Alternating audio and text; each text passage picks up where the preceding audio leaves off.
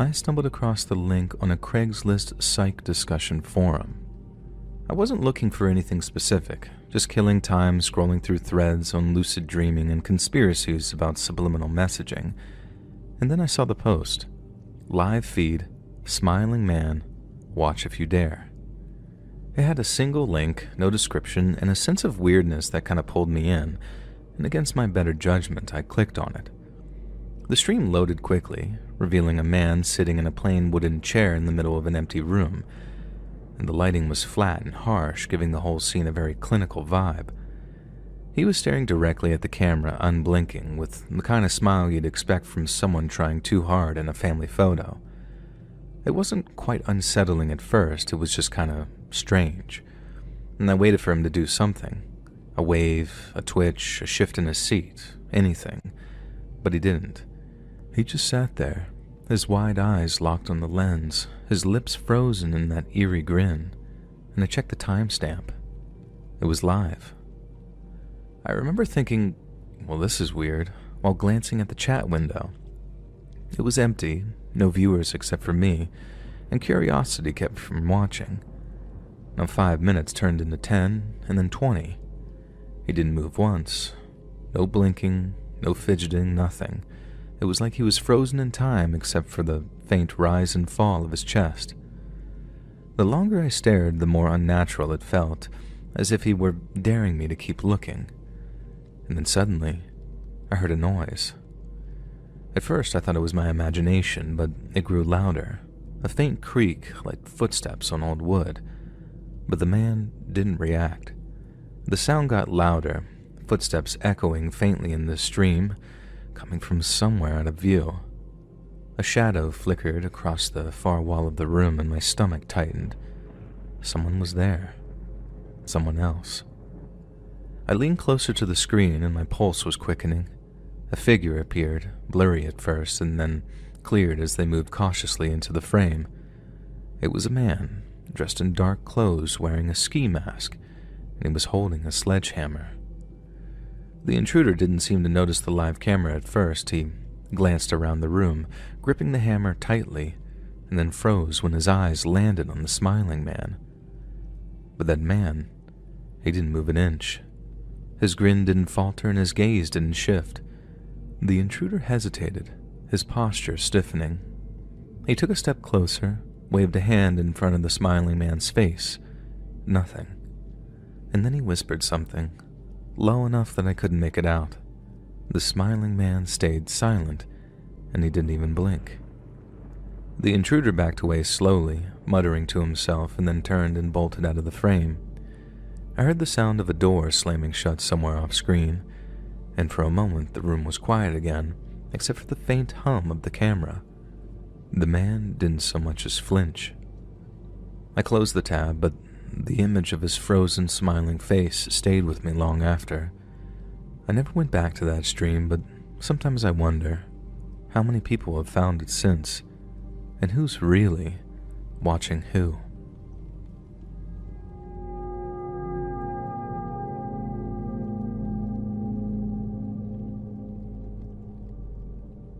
I remember being 8 years old and my dad bringing home our first home computer. I have very vivid memories of how excited he and my mom were and how Dad let me use MS Paint to get me accustomed to using the mouse. It seemed like a big deal to them, but it was like a positive thing, you know, something they were excited about. But then when we finally got hooked up to the internet, that was a big deal in a whole different kind of way.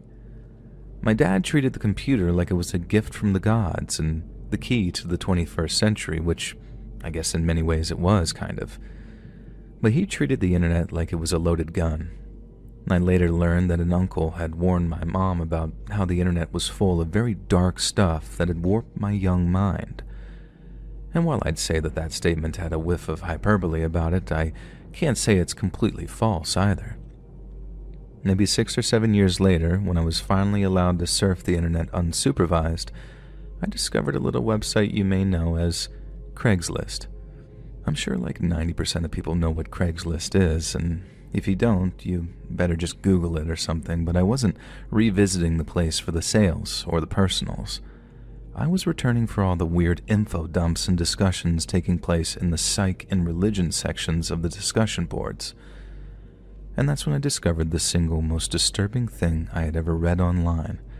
The story of a little girl named Anna, and how even though I thought my uncle was an old prude, making mountains out of molehills, he was actually kind of right about the whole internet being full of weird and very disturbing stuff. So back in 2007, a young Czech man set up one of those video baby monitors in order to check up on his newborn son. But then one night, he switches it on, and instead of seeing his kid asleep in his crib, he sees a boy of around 6 or 7 bound and gagged in the corner of a dirty cellar. Naturally, the guy rushes to call the cops, who deduce that he somehow received the signal of a similarly video-based baby monitor located in a nearby home. The cops then go door to door, trying to figure out where the signal was coming from, and that's when they meet the Morova sisters. The older of the two sisters was the single mother of 2 young boys and had recently adopted a 13-year-old girl named Anna. It was one of those 2 boys the young father had witnessed tied up in the basement. It was a form of punishment, but not one devised by the boy's mother or aunt. It was little Anna's idea, the 13-year-old girl adopted by the older Morova sister.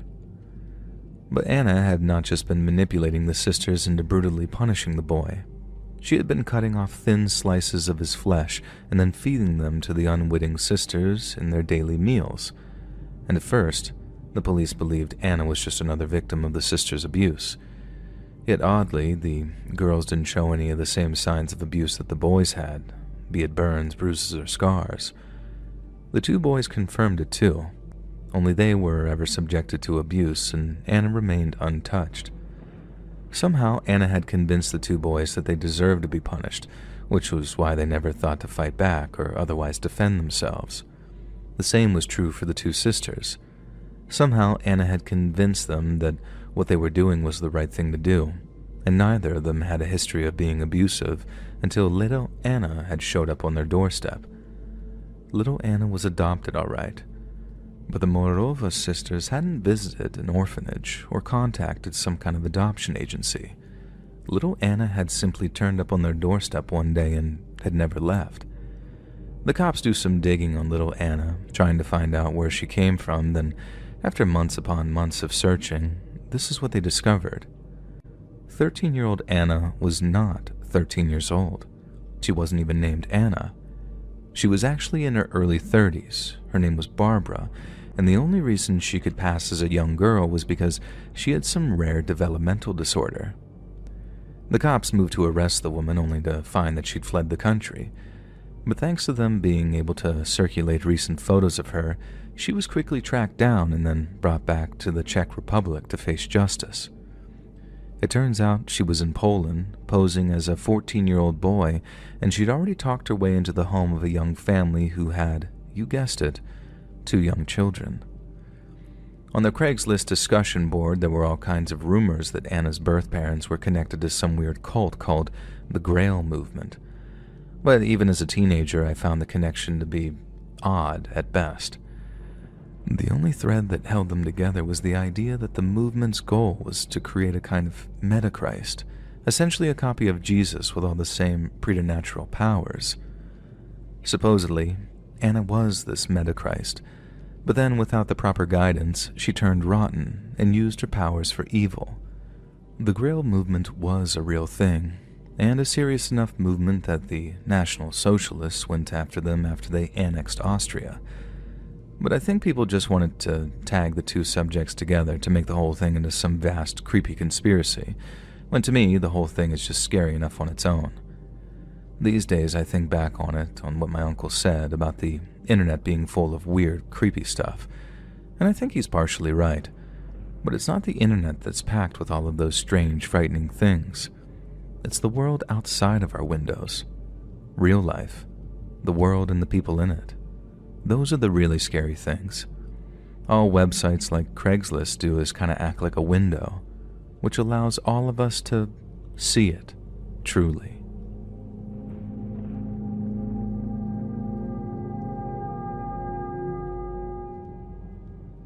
Way back before I moved out of my parents' place, my little cousin spilled Mountain Dew all over my PlayStation and just totally fried the thing. A few hours later, I was scrolling my local Craigslist when, bingo, I see a PS3 for sale for $100. The post said it was in good condition, and the seller claimed that he needed the money urgently. It seemed too good to be true, but since it was the holidays and everywhere was mostly snowed in, I was bored out of my mind and I was desperate. I texted the number listed, and the seller replied quickly, suggesting that we meet in the parking lot of a closed-down Kmart on the edge of town.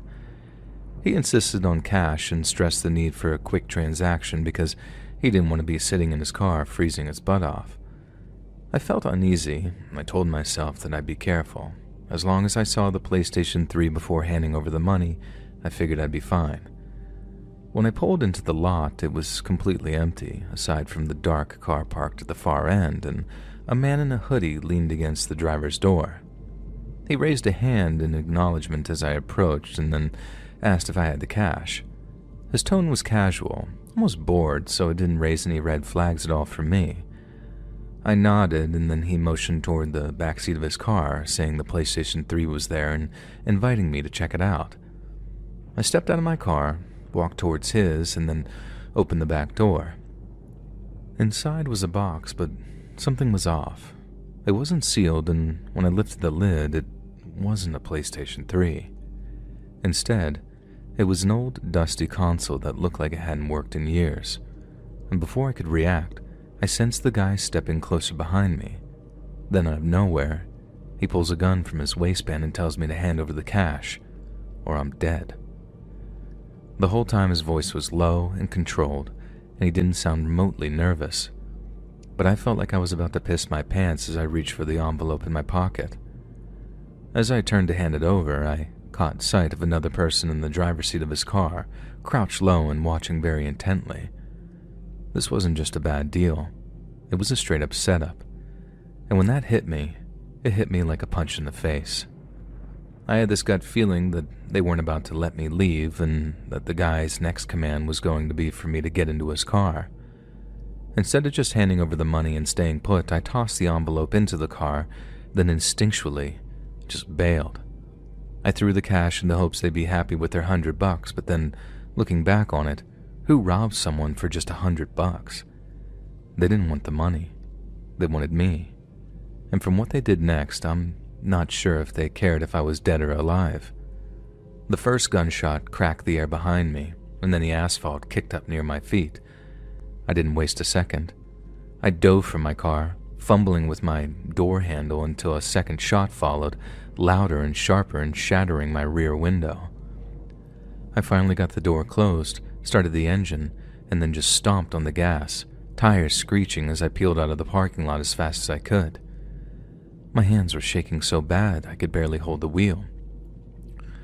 When I finally made it home, I locked all the doors and sat in the dark for hours, trying to shake off the shock. The shattered glass in my back seat was a grim reminder of just how close I'd come to something far worse, a near miss that could have ended much differently. Back when I was younger, a little reckless, and eager to find love, I thought it'd be a great idea to check out the personal section on Craigslist. Most of the ads I saw were either blatantly fake or downright creepy, but after scrolling for a while, one caught my eye. It was very short and straightforward. Looking for something casual, just broke up with my boyfriend, don't want anything serious, message me if you're interested. Something about it seemed genuine, and the attached photo sealed the deal. And this girl was gorgeous, like sort of way out of my league, so I decided that I'd send her a message. She replied almost immediately, and things moved fast, really fast, and within a few exchanges, she was sending provocative pictures. And I really couldn't believe my luck, but something felt off, like it was way too good to be true. Now, half joking, I sent her a message, "If this is real, send me a picture with my name written on a piece of paper." And to my shock, she did, and that was really all the proof I needed to know that she was real. We kept talking, and she told me that she wasn't looking for anything serious, just a no-strings-attached hookup. Her ex had just moved out and she wasn't ready for a relationship. She just wanted to have some fun. She then gave me her address and told me to come over. And to make sure everything was legit, I called her, and she answered on the first ring, and her voice was just as alluring as her photos. She said that she was at home, waiting for me. It all felt like a dream that I was going to wake up from at any second, but it wasn't. It was real. When I pulled up to that address, it was a quiet suburban neighborhood. The house looked normal, with a nearly trim lawn and a long driveway. I called her again to let her know that I was there. No answer. I tried again, and still nothing. I started to feel uneasy, but I was convincing myself that I was overthinking. Maybe she was just in the bathroom or had stepped away from her phone. Trying to shake off the nerves, I got out of the car and walked toward the house, and that's when I saw them. 2 men were standing in the window, staring me down as I walked up the driveway. They each looked extremely sketchy, like they'd stepped straight out of a police lineup, and one had a shaved head and a sort of scowl, while the other was very wiry, with tattoos covering his arms. And my blood immediately ran cold. Every instinct in my body screamed at me to get out of there, and without a second thought, I turned and sprinted back to my car. My heart pounded as I jumped in, locked the doors, and just sped off. My hands were shaking, and I couldn't stop glancing in the rearview mirror, half expecting to see them chasing after me. When I finally got home, I tried to calm myself down. Maybe it was a misunderstanding, and maybe those guys had nothing to do with her. But deep down, I knew better. About an hour later, I got a text from the girl. "You're a loser," it read. "That was my boyfriend, and we were just messing with you." I stared at the message, feeling a mix of anger and relief. So much for the ex part, right? And I tried to brush it off as some sick joke, and they probably got a kick out of scaring guys like me. It was messed up, sure, but at least I was okay, I guess. But a few days later, the local news told a much darker story. A man had answered a Craigslist ad in that same neighborhood, and when he showed up, 2 men ambushed him. They beat him, robbed him, and left him barely alive, and he ended up in the hospital fighting for his life. The police said it was a setup, and in the description of the house matched the one that I had been at, and a very cold chill ran down my spine. I couldn't stop thinking about how close I'd come to being their victim. If I hadn't noticed those guys in the window, I might not have made it out, and the thought haunted me for a while. These weren't just pranksters messing around. They were predators, willing to hurt someone for a quick payday. They lured me in with fake promises and a pretty face, and I'd almost fallen for it. Even now I can't shake the memory. The way those men stared at me, unblinking, as if I'd already been caught in their trap. And the relief that I felt when I drove away was replaced by a very sickening realization. I'd been extremely lucky. The man on the news wasn't so fortunate, and I can't help but wonder how many had fallen for that exact same trap.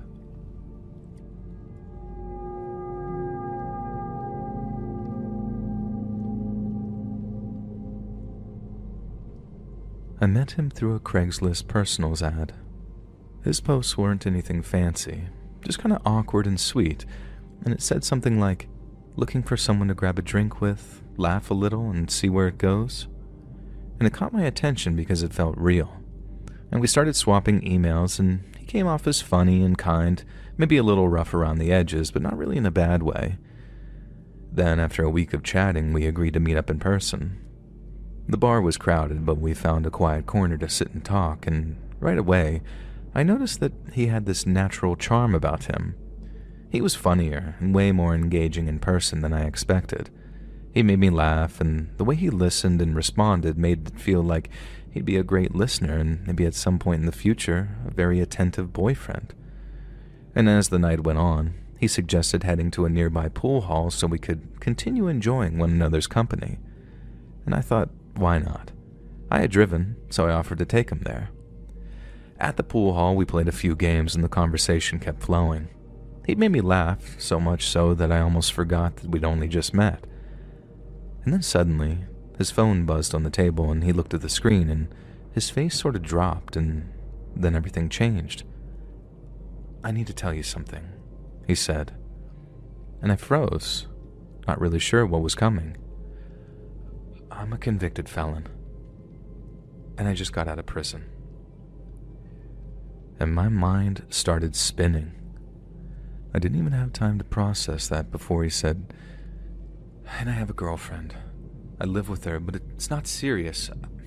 I'm just staying there until I get back on my feet." And I was completely blindsided. This man who had been charming and funny all evening had just thrown all of this at me like it was no big deal. Then he added one more thing. "She just texted me. She walked into the bar earlier and saw us together, and she knows I'm with you." In that moment, I knew the date was over. I wanted to get out of there, but I'd driven us, and I didn't feel right just leaving him stranded. I told him that I'd take him back to his car, but the vibe on the drive was completely tense and uncomfortable. And as we drove, the alcohol must have really hit him because he started crying. Just quiet tears at first, but then it turned into full-on sobbing. He kept apologizing over and over, saying how much he regretted everything, and I didn't know what to say. And then out of nowhere, he reached for the car door handle. And a panic rose up inside of me, and I yelled, "We're on the goddamn highway!" And he didn't seem to care. He was crying so hard, and it was like he wasn't even hearing me. And I hit the child locks as fast as I could. I yelled at him, trying to stay calm, but inside I was terrified. I didn't know what he was going to do next. The rest of the drive felt like it took forever, and he kept mumbling and crying, and I just focused on getting us back to the bar as fast as possible. When we finally got there, I let him out and watched him stumble to his car, and as soon as he was out of sight, I just drove away as fast as I could. I thought that was the end of it, but a few days later I got a message from an unknown number. It was his girlfriend, and my stomach dropped.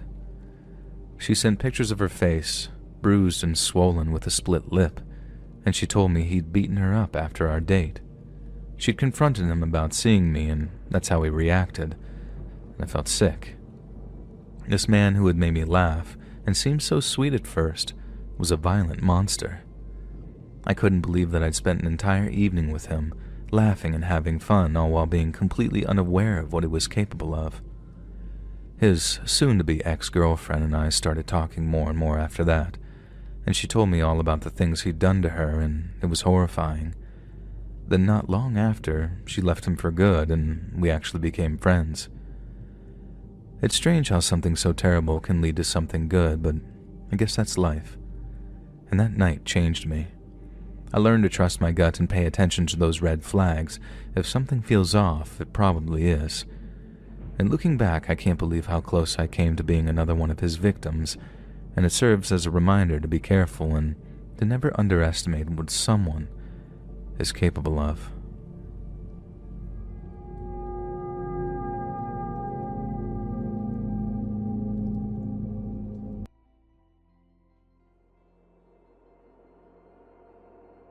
I'm a police officer who works in a major city in Australia. I'd rather not say which one. This whole experience started this past Monday, when I was working my station's front desk. Our command is in a pretty rough area, so even around lunchtime on a weekday, the place is packed. Most of the people in the lobby were there to report on bail, and that demographic tends to look how you would imagine. But there was one woman who stood out among the rest. It wasn't just her lack of face tattoos, it was because she appeared to be very nervous. When it got to her turn, the first thing she said was, "I might need to talk to a detective." That's usually a pretty good icebreaker in this profession, and my notebook was out right away.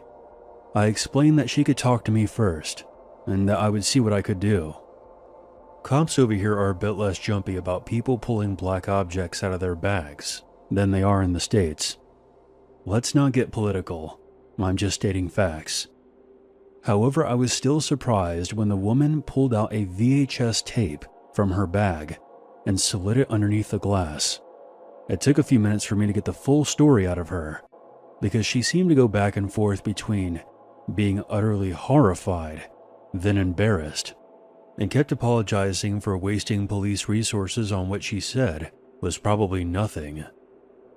Basically, she told me that a couple of months ago, she had been jogging around her area when she passed a whole bunch of furniture and personal items sitting by the sidewalk outside of a house.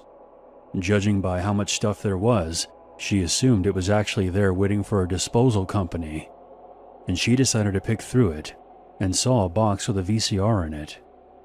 She came back later in her car and took it home. She was going to check to see if it worked and try to flip it on eBay. It ended up sitting on her shelf for 2 months before she finally got around to testing it out. She bought a random tape from a thrift store, but when she tried to insert it, she discovered there was already a tape left inside. I thought it was stupid that she would run out and buy a tape without at least checking the VCR first. I took her into one of the interrogation rooms and had a staff member wheel in one of the TV carts. Some of our training videos for new recruits haven't been updated since the 1980s, and we still showed them on VHS. So we sat down and watched what was on the tape. It was labeled SEC Camera Club. It began with a woman tied to a chair inside of a room. The camera's POV walked around her before coming uncomfortably close to the woman's face. You could hear the camera operator panting heavily throughout the film. Soon, the tied-up woman began begging for her life. The woman who was sitting next to me in the interrogation room, whose name was Jennifer, asked if she could step out into the hall before the next part. I granted her request. What was depicted next still makes me feel sick just thinking about it. There's a chance it could have been fake, but by the way it was shot and the terrified look on the tied-up woman's face, it seemed real to me in the moment. The cameraman pulled out a knife, and you can guess what happened next. The screams I heard on that tape still haunt me. I was shocked. I must have looked like an idiot because I had no idea what to tell her when I came back out into the hallway. In the end, I wheeled the TV into my sergeant's office, and he basically laughed in my face and said that this was all fake. He had been a cop for 13 years and had been to dozens of stabbings, and there was never that much blood. The cranky bastard then got pissed off at me that I had spent so much time watching a horror film when the lobby was still full of people. Even before the pandemic, the sergeant didn't like too many customers waiting around the station. I relayed what my sergeant told me to Jennifer. She was both relieved and embarrassed. I tried to give her the tape back, but she recoiled and told me to chuck it out for her. She didn't want it. I've been doing some independent research on what could have been on the tape. The only thing I can compare it to is a 1978 horror film called Faces of Death. It's a film that is presented as if it were an actual documentary, presenting the viewer with disturbing footage that depicts various ways of dying. The film is tame by today's standards, but was very shocking for its time because of the realistic nature of its presentation. Fair warning, if you love animals, do not look up that film. Now, to be clear, it wasn't a scene from Faces of Death, but I'm wondering if it's something from a similar production. Referring back to my notes from that day, the video was well lit, and the woman and the killer were wearing normal clothing. The walls of the room looked like corrugated iron, perhaps from a shed or maybe a barn. Has anyone ever heard of the SEC Camera Club? There were no serial numbers on the videotape, and my Google searches have failed to unearth any further information regarding this. I'm assuming it must have been from some underground bootlegging company that specialized in selling exploitation films. Or maybe it was a group of amateur filmmakers trying to make this look as real as possible. I'm just guessing here, and I know this is all very scant information to go off of. But if you know anything about this, please leave a comment below.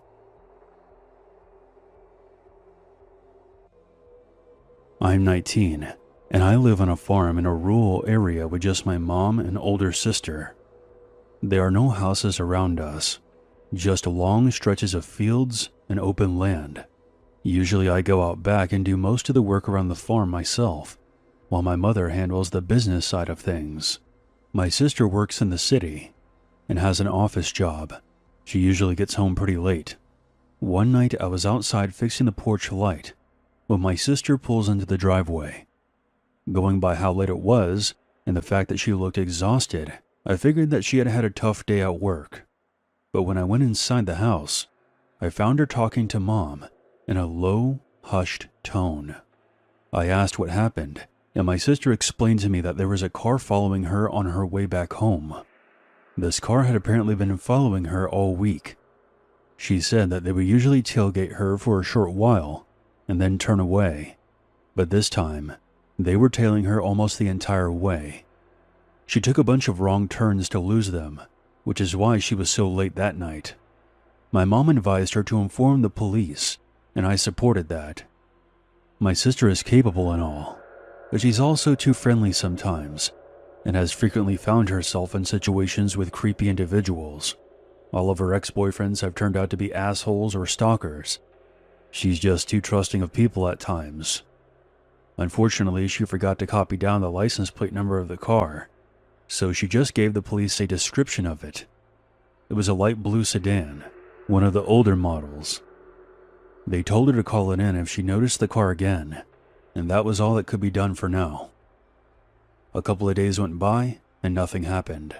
The car had apparently stopped following her. However, a package was delivered to our front doorstep. It wasn't something from UPS or the Postal Service. It was a shoebox. I saw it first when I was heading out to do work on the farm. I opened it to find a video cassette. I popped it into our old VCR. It turns out it was surveillance footage of the front of our house. It started when my sister left for work and stops when she returned home. There was a cut in between, otherwise it would have been over 8 hours of footage. I showed my sister when she woke up. She claimed that this was filmed the day before she called the police about the tailgater, going by the weather and the clothing she had on in the video.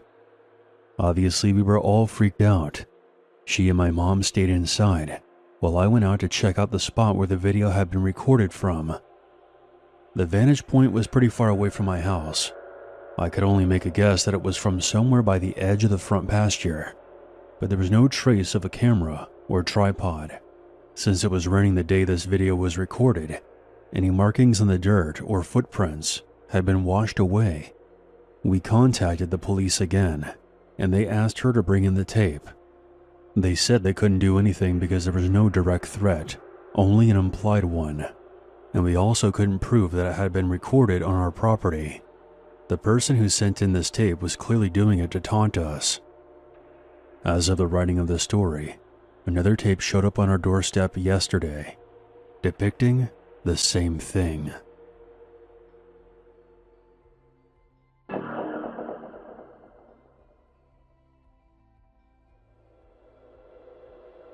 I'm a female, and I was 20 years old when this happened. At the time, I was a junior in college. I transferred from a local community college to a university a few hours away. Due to a communication issue with the admissions office, I had a very short amount of time to find a living accommodation. I didn't know the area, and I had to resort to looking at Craigslist ads for a room to rent. Thankfully, I found a place near my school and met up with the guy who was renting out the room. It was a large house in a very nice neighborhood. The man's name was Peter. He was in his early 30s, worked mostly from home, and was very polite. Peter also rented out a room to another university student who was out of town until the semester began.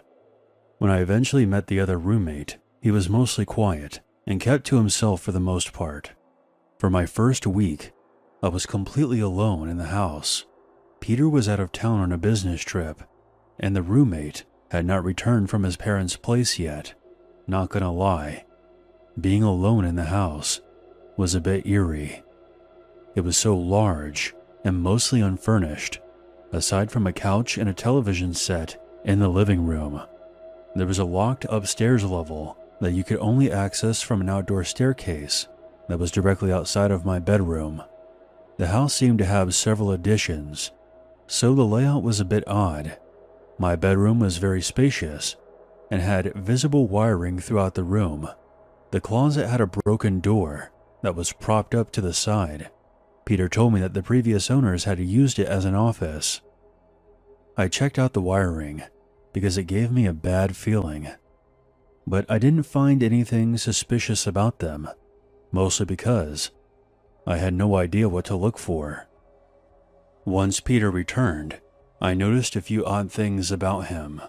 He would say strange things to me that were vaguely sexual. He also liked to take pictures of me without my consent and post them to Facebook, usually tagging me in them. At first, the pictures were very mundane, such as me sitting on the couch or typing on my laptop at the kitchen table. He would turn the flash off, so I never knew when he was taking these photos, until I saw them online later. The pictures became more invasive over time. There was one of me in a towel when I was in the hallway walking from my bathroom to the bedroom. Another was of me tanning in the backyard. At the time, I didn't know he was home. I found Peter to be strange, and I was uncomfortable around him. But the room was a steal, and the location was good for my school. The other roommate shared a thermostat with me. It controlled my bedroom, his bedroom, and the hallway that led out to the living room. It was located in my bedroom, so I always left the door unlocked for him to change it if needed. One day, when Peter was out of town, the roommate was adjusting the thermostat when he noticed something strange behind one of the wires in my closet. He called me over to inspect it. It looked like a tiny black ball. I didn't know for sure, but it looked like it could be a small camera. So I put a piece of tape over it and considered calling Peter, but I didn't want to accuse him of something that I didn't know was true. So the roommate and I decided that we would ask him together when he returned from his trip. 2 nights later, I woke up from a deep sleep. I was disoriented, but I noticed my bedroom door was open, and someone was moving around inside my closet. I stayed very still and tried to make out who the figure was. As I mentioned, I thought it might have been my roommate adjusting the thermostat, but my eyes had not adapted to the darkness yet. But I could clearly see someone moving from the closet to the open door. The figure left, and I turned on the light to inspect my closet. I saw that the piece of tape that I had placed there 2 nights ago was now missing. I then opened my door and saw Peter walking down the hallway back to his bedroom. I quietly followed him, and after he opened his bedroom door, I confronted him, demanding to know what the hell he was doing in my bedroom in the middle of the night. He jumped when he saw me. He was obviously taken off guard. Behind him on his laptop computer was a grainy video feed of my bedroom, where I could clearly see that my bed was in the frame. Although Peter was a creepy man, he wasn't the confrontational type, and he immediately began apologizing and trying to explain that this wasn't what it looked like. Unfortunately, there was nothing I could do since it was his property, but I covered the camera back up and moved out as quickly as I could. I did file a police report, but I don't want to get into that too much since the case is technically still open, but I finally wanted to get this experience off my chest. I'm not sure how much footage Peter has of me, or if he's posted it somewhere online, or if he ever captured anything worthy of being posted, other than maybe a few nude shots. The other roommate moved out around the same time I did, and the last time I drove by that house was a few months ago, and there was a foreclosure sign in the front yard.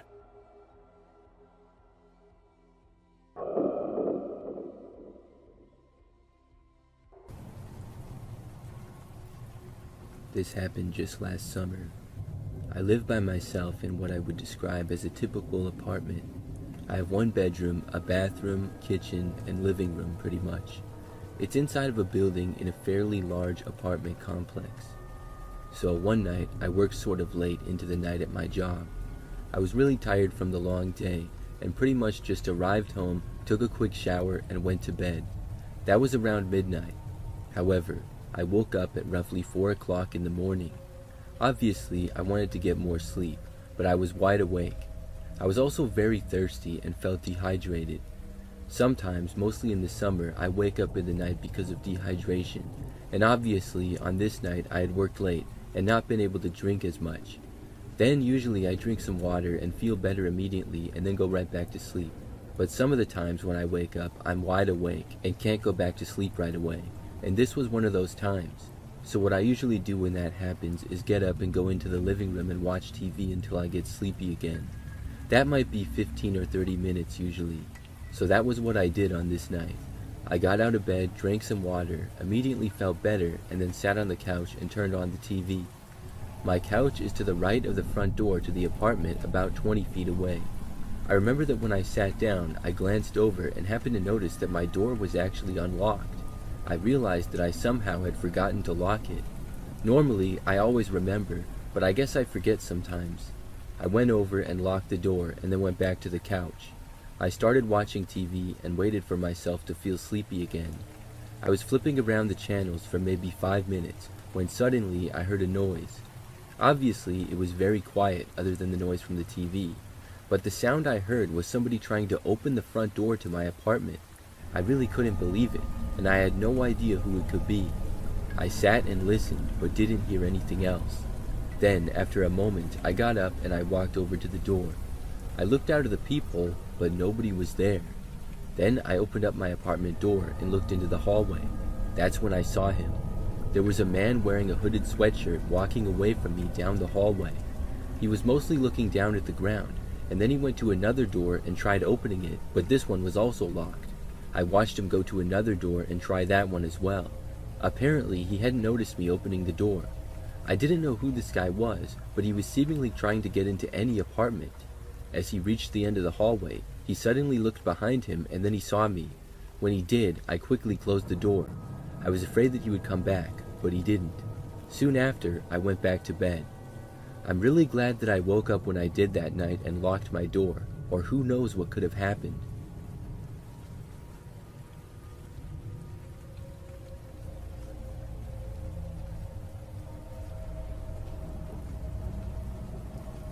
One time, I was home by myself and watching TV.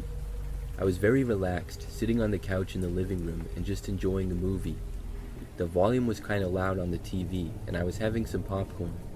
To that point, I had been home for several hours, and it was a good night. As the movie went on, I remember that there was a really quiet part. Just during that, I thought I heard the sound of something coming from the other room. It got my attention, and I was slightly concerned for a moment, until I realized it was probably just my cat. He was always moving around the house, so I didn't pay it much thought. Several minutes later, though, at another quiet spot in the movie, I heard the sound from the other room again. It just didn't really sound like my cat, but what else could it be? I looked around, and then I saw that my cat was sleeping on the living room floor in the same room as me. That made me realize that the sound I heard in the other room was not the cat. I got a bad feeling, wondering what it could be. I paused the movie and listened closely. When I did though, I stopped hearing anything for about a minute or two. Then I heard something again. It sounded like somebody was quietly walking through the kitchen, farther away. I couldn't see that area of the house from where I was. I stayed where I was on the couch, wondering if I should call the police or what. For several minutes though, I didn't hear anything more. So at that point, I was wondering if I had gone crazy or if a person was actually in my house. I hadn't heard anything in a while, so I decided to just go to my kitchen and look. When I walked over there, things were still quiet. Then, as I reached the end of the living room, I heard somebody walking again. Whoever was in my house quickly made their way to the basement door and then opened it. As I looked into the room, I just barely saw the door closing and then heard someone going down the stairs. This confirmed me that an intruder was in my house and they were now going in my basement. I sprinted out of the room. Then I ran to the other staircase and went up to where my bedroom was. I locked myself in the room and then called the police from my cell phone. They said that they would send someone over right away and that it would be about 10 minutes. I felt better, but I would not be able to feel completely safe until the police were there and the person was out of my house. As I was in my bedroom waiting, after maybe 2 or 3 minutes, I heard the sound of someone walking on the main level of the house. I didn't know if this was the person leaving or what, but the fact that I was hearing them at all worried me. I hoped that they would have just stayed in the basement and the cops could find them there. Then I heard the footsteps reach the bottom of the staircase. Whoever was there then began walking up. Now I was really worried. They slowly walked up the stairs, and then it was like they made a beeline for my bedroom door. They went right up to it, and then tried opening the door, which thankfully had a lock on it. When this happened, I desperately wanted the police to get there now, but they weren't there yet. The person walked away from the door, and then back downstairs. I felt slightly better, but they still didn't leave. I heard them just walking around all over the main floor for several minutes, until at last the police arrived. The cops entered the house, and within seconds I heard multiple voices. After a while, when it was safe, I went downstairs. I saw that there were several officers there. They had found a man inside my house who I did not know. I was told that he was likely trying to rob my place. Luckily, he hadn't done any damage or anything. How he got inside of the house, I do not know. I'm really grateful that I came out of that situation all right. The scariest part to me is that the guy went up to my bedroom when I was in it.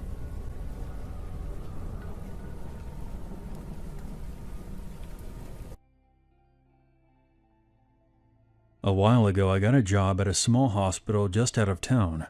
I was excited as it was my first job I had been offered since my graduation. It was just casual work, but I was still ecstatic at the chance to work there, as the money was great, and it was the place I did my training at. Most of the time, I would do 12-hour shifts from 7 a.m. to 7 p.m. Sometimes I would work the late shift from 3 to 11. I never cared much for those. I was used to working late for my previous jobs, but I had to drive a lot further to get home.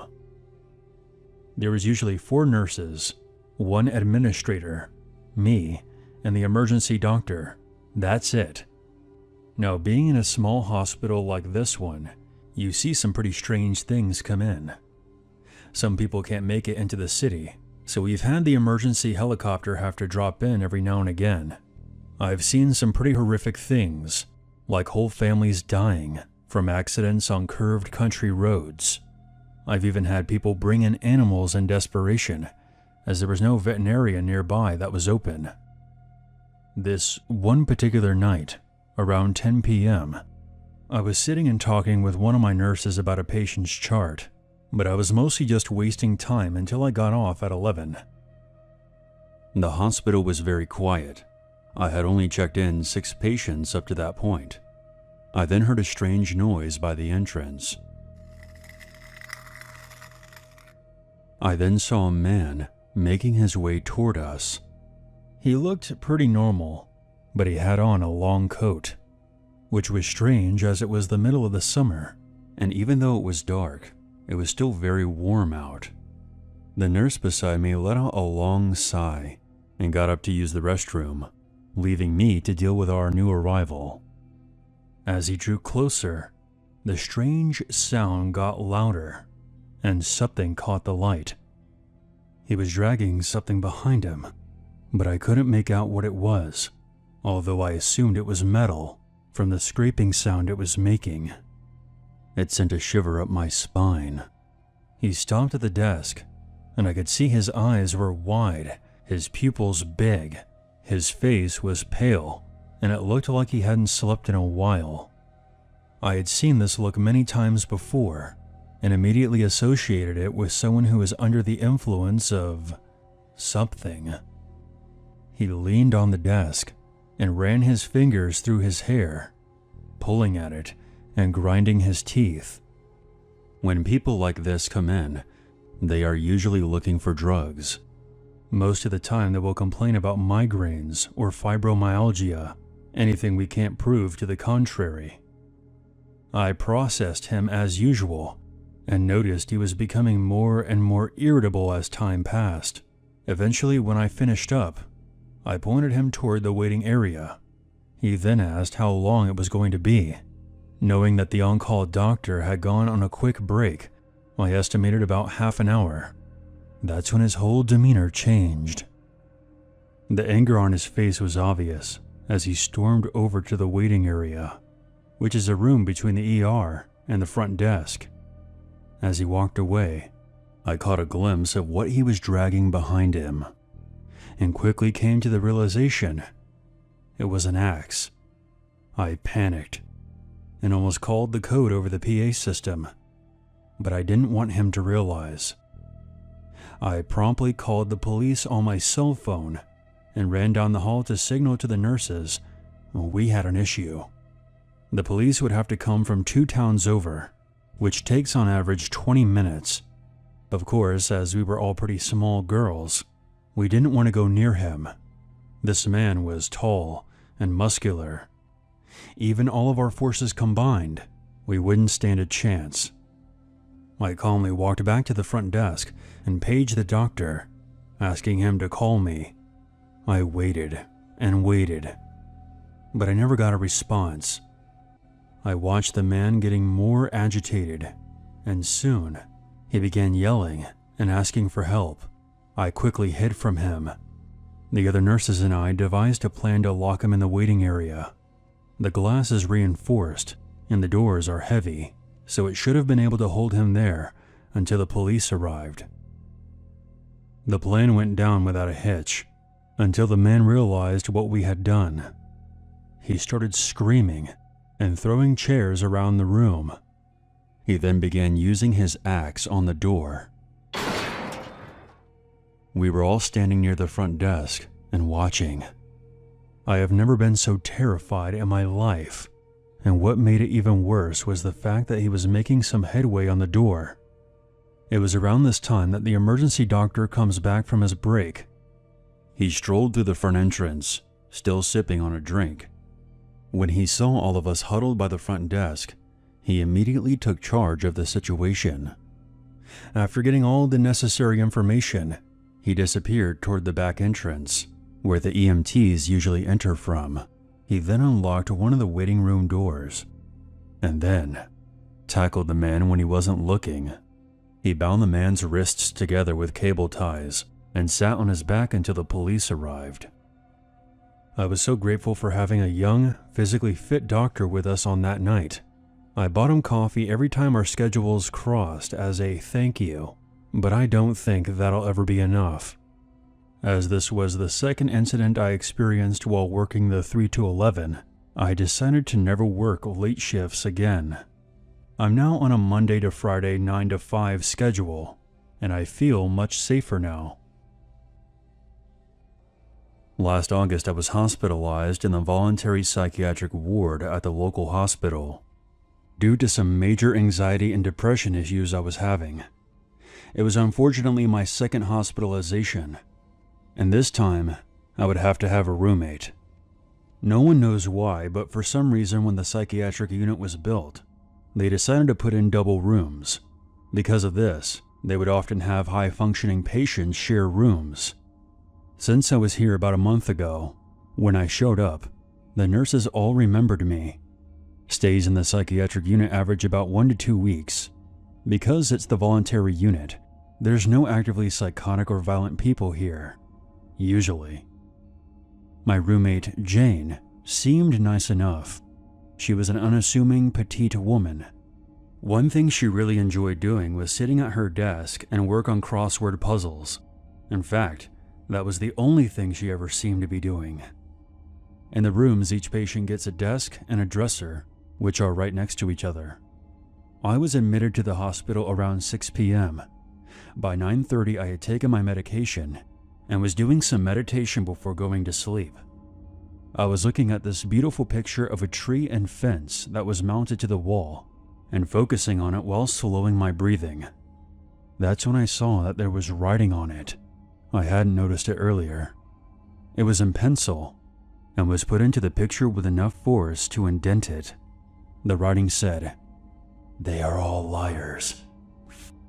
Liars." There were some other things I couldn't quite decipher. It creeped me out a bit, but I figure it had to have been the previous patient. so I went to the nurse's station to let them know.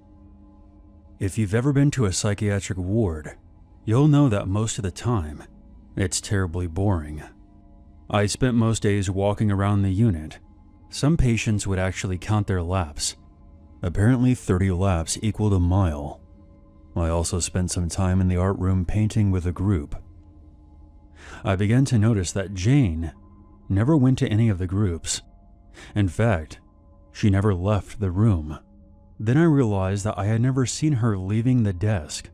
Each time I came into our room, she would be sitting there, working on a crossword. I figured that's how she dealt with the boredom of this place. I tried to make small talk with her when I came in and out. I then realized something odd. The crossword puzzle she was working on never changed. It was the same exact one, with no progress being made.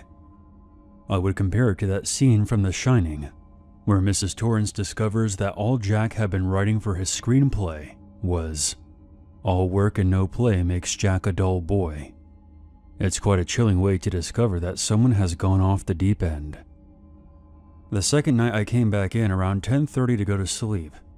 She was still sitting at the desk, working on that same crossword puzzle with the lights on. I shrugged at it, because by this point she was no longer responding to me saying hello or asking if she was going to join the group. It was possible that she could have been having a reaction to some medication or just didn't feel like talking.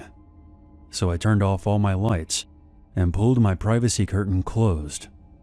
The medication I was on at the time basically knocked me out, so I was able to fall asleep pretty quickly. Around 2 a.m., I woke up to one of the medical assistants asking my roommate if she thought it was time to go to bed or turn off her light so that her roommate, referring to me, could sleep. She didn't really respond to the person and didn't turn off the light.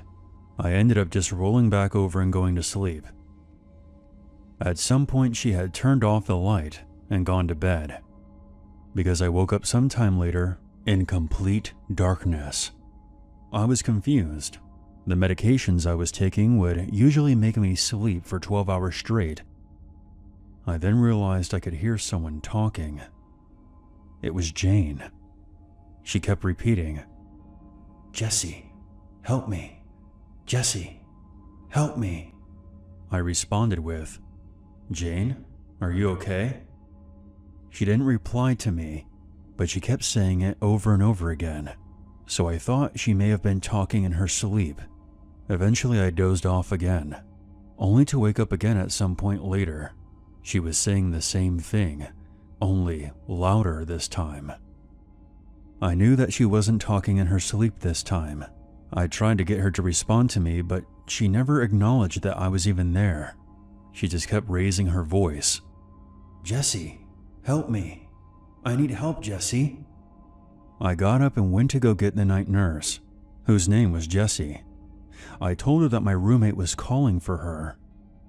By the time we got back into the room, Jane was hysterical. She was crying out for Jessie and trying to get out of bed. Jessie did her best to calm her down, and I was rattled. But I was given another sedation, and I ended up going back to sleep. When I woke up the next morning, Jane wasn't in the room, and a table that had once been near her bed was now in front of the bathroom curtain. There were no doors because of self-harm risks. I went to use the bathroom, and there was an entire roll of toilet paper in the toilet bowl. Again, I went to go get a nurse, because I didn't want to be the one responsible for flooding the bathroom. I had already flooded a private bathroom by accident during my first stay. When I went out onto the floor, I realized two things. First, there was a medical assistant standing by the door near the front desk. Second, Jane was also standing at the door. The door only opens when someone phones in, so I was confused as to why there had to be someone essentially guarding the door. I found out from another patient who had insomnia that my roommate had spent the night running around the ward and throwing furniture around. They had finally gotten security down to talk to her, and she calmed down, but then stood in front of the door and was still standing there like a statue. 4 hours. I went about my usual routine of eating breakfast and painting. I asked some of the assistants about my roommate, and they tell me that she's been standing there since their shift started, 6 a.m. It's now 10:30 a.m. That made me a bit uneasy, but I just kept painting. I noticed something out of the corner of my eye.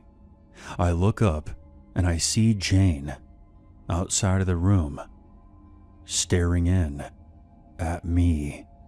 She sees me look up and quickly looks away, but she doesn't move for a good 20 minutes. I get weirded out and decide to go back to my room for the first time that morning. She follows me into the room. I acted like I was just picking something up and leave again, and go to the assistant sitting at the front desk. I tell her politely that I might sound a bit paranoid, but that I think my roommate is following me around. So she lets me sit with her at the front desk. Because I'm sitting there with nothing to do, I decide to call my insurance company with a question. As I'm on the phone, Jane comes walking up with 2 plastic bins full of stuff. When they first let you into the unit, they give you a plastic bin full of various supplies. The bins were full of her stuff and my stuff. She also had the pillowcase off my bed that was full of my clothing. I lost it. Why does she have my stuff? That's my iPad. I kinda start freaking out. I do have anxiety issues myself. There were 3 nurses standing by, and they were flabbergasted. They had never seen anything like this. I'm now on the floor crying my eyes out, and someone kneels down and put their arm around me. It's going to be okay. You're going to be fine. I had my eyes closed and I assumed it was a nurse, but in a bizarre twist, it was actually Jane. I tell her to stop touching me, and then tell the nurses I want her away from me. The nurses ended up bringing me into a private meeting room to go through my stuff. They then tell me that Jane is going to be transferred to the involuntary ward at some point during the day. Unfortunately, due to Jane's behavior, I can't return to my room until the transfer is complete. While this was all going on, Jane has now moved to the back door, which opens up into a stairwell that goes down to the garden outside. There's no way for her to open it, obviously, and she just stands there for hours. After a while, I just start ignoring her, though she stares at me whenever I'm in her line of vision. It was around 6 or 7 p.m. My husband had come to visit me, and we were playing cards with another patient who had just moved into our unit. We were sitting in the cafeteria, which was right next to where Jane was waiting, separated by a wall of windows. I believe that she had stood there on purpose so that she could keep an eye on me. As we were playing rummy, we see the psychiatrist come up with 2 security guards. She starts explaining to Jane that she has to go upstairs now. Jane gets agitated and refuses to move. A security guard goes to take her arm, and then she goes berserk, turning to one of the windows and starts banging on it, looking straight at me and screaming for me to come and help. They literally drag her kicking and screaming upstairs. I was a bit shaken up, but at least she was gone now. I end up with another roommate, also named Jane, but this new Jane was super sweet, and she was in the unit because she was detoxing from a medication. My attending psychiatrist assured me that my reaction was completely normal, and so I start to feel a lot better. The next day after lunch, it was time to visit the garden. I actually really enjoyed going outside. It's refreshing after spending so many hours cooped up in the ward. At the time, we were only allowed 30 minutes. I became anxious when I saw that Jane, my former roommate, was one of the people in the garden from the upstairs unit. So I asked one of the supervisors if I can sit near them during garden time. They say that's fine, and everything goes okay. Jane doesn't approach me at all. Now you might think that I'm being a bit dramatic, but Jane is one of those people who only appears to not be paying attention. However, it only appears that way. When we came back inside, since I didn't need an escort back to my unit, I made sure to break off from the group and get away from Jane as soon as possible. But then, Jane makes a beeline, right for me, and she had to be restrained again. I didn't see her again after that. I think maybe the hospital staff realized that having her around me in any capacity was a bad idea. Something about me triggered her, and I don't like to think about what would have happened to me if she continued to be my roommate. This is a story that was told to me by my mother when I was old enough to understand what had almost happened to me. I was only a few weeks old at the time. In those days, when a mother had given birth and had taken their newborns home, midwives were sent from the hospital to check in on the baby and the mother once or twice a week. My dad was working, so he wasn't home, and my mother had put me to sleep and was going about her business in the house. 2 midwives had stopped by earlier that week, so she was confused when she heard a knock at the door. We lived in a very close-knit community where there was rarely any crime, but most people who lived there worked for most of the day, so it was basically deserted around this time. My mother was greeted by a male and a female who were both dressed in hospital uniforms with security badges. They politely asked if they could come in. They explained that they had been sent by the hospital. My mom let them in because they looked like professionals with the badges and uniforms. They even knew that she had a little girl and my mother's name. It was very convincing at the time, but that information was easy to access. The man said that he was going to take me upstairs to check on me, and the woman would look at my mom downstairs. However, my mother didn't feel okay about them wanting to separate us, and she explained that a pair of midwives had already been there that week and said that she was going to call the hospital as nobody had notified her that someone was coming just a day after. She also warned them that her husband, my father, was on his way home from work and wouldn't be happy about this unscheduled visit. At this point, the two got very defensive and said that they would leave after being really pushy with my mother to separate the two of us. After the back and forth, she finally got them to leave. They quickly changed their behavior to a more calm demeanor and said not to worry and that it must have been a mistake. What was even stranger, though, was that when my mom opened the door for them to leave, there was another person waiting in a car outside who still had the engine running. She called the hospital, and they told her they didn't have any midwives scheduled to visit her that day, and that they would always alert the mother if they were going to send one. They also mentioned that they would never ask to separate the mother and the baby. My mother gave them a description of the visitors, and they told her they didn't have any male midwives at that hospital, and that she should contact the police right away. Terrified, my mother called my dad, who came straight home from work, and they reported the incident to the police, but it never amounted to anything that we know of. Who knows what those two were planning to do? If they had gained access to all that information about my mother, they must have had someone watching the house and knew that my father wouldn't be home. And they had even gone through the effort of obtaining the uniforms and badges. Thank God my mom acted on her instincts and got them the hell out of the house. It's even more creepy to imagine what my life would be like now if they had gotten to carry out what they were planning to do that day. I don't believe this could have been a genuine mix-up. They had not followed the standard protocol, and no one told my mother they were visiting. And they were very rude and defensive when my mother challenged them, which is not acceptable behavior from a health professional. I believe we were very lucky they decided to leave. My mother couldn't have done anything if they decided to use force. I just hope they didn't do this to anyone else.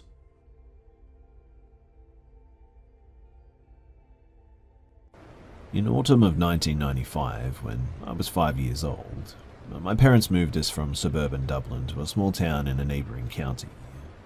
Nowadays, that area would almost be considered suburban, but back then, it was the middle of nowhere, right before Ireland's economy started to really boom too. They bought a house that was about 2 kilometers from the village in a field surrounded on all sides by farmland, with a little cowshed directly touching the edge of our land. It had a long driveway up to the house, 3-bedroom 1900s dormer bungalow. And as a suburban kid, I hated the place as soon as we moved there. My parents were into their late 20s, early 30s at that time. They both had grown up in the city and wanted to experience country life, so it was an opportunity to do a renovation. And when we moved into the place, it was rancid. Nobody had lived in this house for decades, and I remember the water running yellow from the taps and the kitchen being non-existent when we moved in, and the heating wasn't installed yet. On our first Saturday there, I remember we watched what I think was Goldeneye. Could have been a trailer for it that I remember. I was only like 5, so it's a little bit fuzzy. We watched it though beside an electric heater with duvets around a tiny TV. What I'm trying to say is that it was bleak at first. As it moved into winter though, my parents were renovating room by room, and I experienced my first memorable snowstorm. Our electricity went out at one point, and I do remember my mum trying to keep me chill while she lit candles and stuff. And over time, things did eventually get better, and they renovated the upstairs room first. When you walked up the stairs, there was one big room that we all put our beds into that connected to an attic space, which I remember helping my dad put rat traps in and that sticky bug tape onto. Anyway, over time they renovated all the rooms in the house, and it turned out really nice in the end. It was very 90s, with loads of bright colours and a country kitchen and all that. But my mother was really depressed there, and this was a time before the internet took off, and in Ireland at that time, once you left the cities, you only had like 3 channels, and they were all Irish, which in 1995 was not a good thing. She just felt isolated, I guess, and I remember a few times she let me take the day off school and stay home even. I think that she did this because she was lonely though. Anyway, in August of 1996, they gave up and moved us back to the city. They bought a really nice brand new home right before house prices skyrocketed, and I even got to rejoin the class that I had spent a couple of months with in 1995. In 2011, when I was 21, my dad and I went for a drive together and decided to drive back to that town. And he started telling me stories about that house, and suddenly a bunch of experience that I'd had suddenly made a lot of sense. So, remember that big room upstairs? My whole life, I've had this sort of reoccurring dream where I'm lying in bed, my parents are downstairs with my family over, and as I close my eyes, I can see shadows moving in front of me between the hanging lights and the bed, as if someone is sort of walking back and forth in front of me. And I've had that dream maybe 20 times, I would guess. My dad told me that one of the major reasons they left was because they felt the place was actually haunted, apparently. This was obviously news to me, but my mum was already depressed being alone there while he commuted into the city every day. But that she also had experiences that made it very difficult for her to be alone by herself. But both of them had also experienced the shadows and the lights, apparently, and he told me that once she was brushing her teeth in the downstairs bathroom, it sort of felt a cold sensation, and then the back of her robe was pulled so hard that she dropped her toothbrush. But the bit that really freaked her out, apparently, was me talking to myself. My sister had been freaked out by this too. One night, and I remember this clear as day as well, my parents had friends over and I was playing in my bedroom, now downstairs, and I had an 80s arcade machine in my room that my dad had gotten somewhere. You didn't need to put change into it to make it work, but I remember very clearly that I was with a girl who wanted to know how it worked and stuff. And something happened, and she convinced me to get some change and try to force it in. I went to my mum and lied and told her that I needed £1 for the charity box school that they had given me. She gave it to me, and me and the girl tried to slot it in. My mum came in at one point, and she was really mad at me, because obviously I'd lied to her. I told her that the girl told me to, and my memory gets a bit foggy after that, but my dad in the car that night told me that there never was any girl apparently, and that wasn't the first time that I'd seen her. The other time, I was playing in the front garden at the gate, and my dad noticed me talking to myself. He came over and told him. He came over, and apparently I told him I'm just talking to the girl. And I do remember him being like, okay, that's nice, and not making a sort of big deal about it again, that there was no girl. One time when they weren't looking and I was with her, she actually touched me for the first time. And this is the only time that I remember that I really thought as a kid that something was strange. She sort of touched my hand and then just immediately disappeared. I mean, I was 5 and I didn't know what had happened, but one minute she was there and the next she was gone, and I had this incredible need to take off the t-shirt that I was wearing. It felt like that feeling when you know that there's a spider on you or something.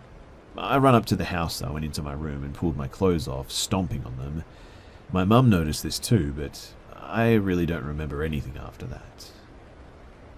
Anyway, the old house, the smells of rotten eggs and the birds constantly flying into the windows were creepy enough without all of that too, but it apparently really sunk in with my dad when he was at the mechanics in town one day, making small talk, and one of the lads said, "You're brave living in that place," because apparently it had been abandoned for years and had been known locally as a very creepy spot that people would stop and look into on the country walks and stuff, wondering about it. When we eventually got back to it on our drive, the place was once again abandoned and being used solely for storage by whoever bought it, I think. It still looks creepy to today, and the travellers or gypsies who bought it have put a big religious shrine in front of the house. But there were also big sort of beech trees surrounding it, and it had a proper gate and all that, but 25 years haven't been kind to it, that's for sure.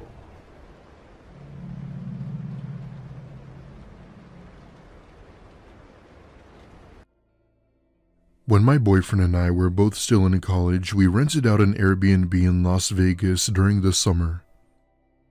It was a modest 2-bedroom, 1-bathroom house right by the Vegas Strip, making everything in walking distance. This one summer, just wanting to get away from life and away from it all, we booked the Airbnb wanting to have a nice time. The owner was nice, but was very strict on having people over. We assured him we didn't know anyone in Vegas and would honor his wishes. Our third night there, we had just gotten back from the casino after gambling some of our spending money. We've never been to Vegas, so it was okay to gamble at least once. A few hours after we got back to the Airbnb, I was feeling a little ill, so we decided to sleep in separate bedrooms to avoid the spread. However, the bed frame in the other bedroom was broken, so we agreed that I would sleep on the bed while my boyfriend slept on the floor with a simple blanket. I felt bad in the moment, but he didn't mind it though, and we fell asleep shortly after. A few hours go by when I was suddenly awoke to my boyfriend nudging me. He was standing over the bed, trying to wake me up. I take a look at my phone and ask him in an annoyed tone what was so important at 4 a.m. There was a short pause before he said he was hungry and that we should go down to the gas station for a snack.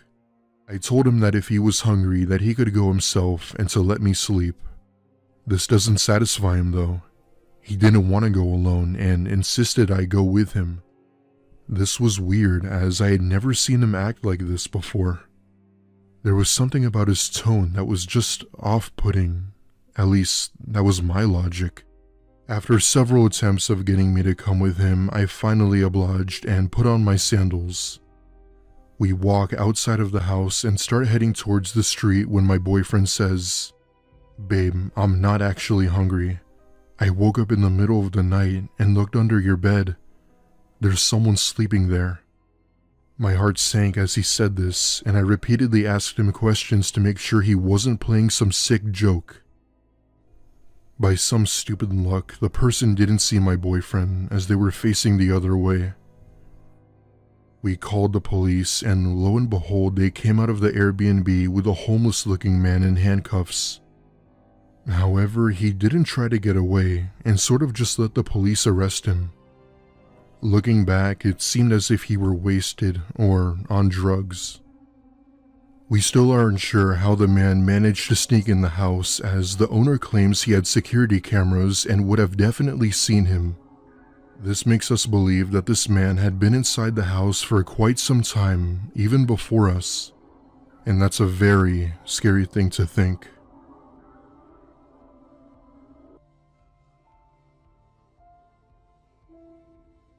It was the summer of 2016, and my friends and I were taking a road trip down to Miami for Ultra.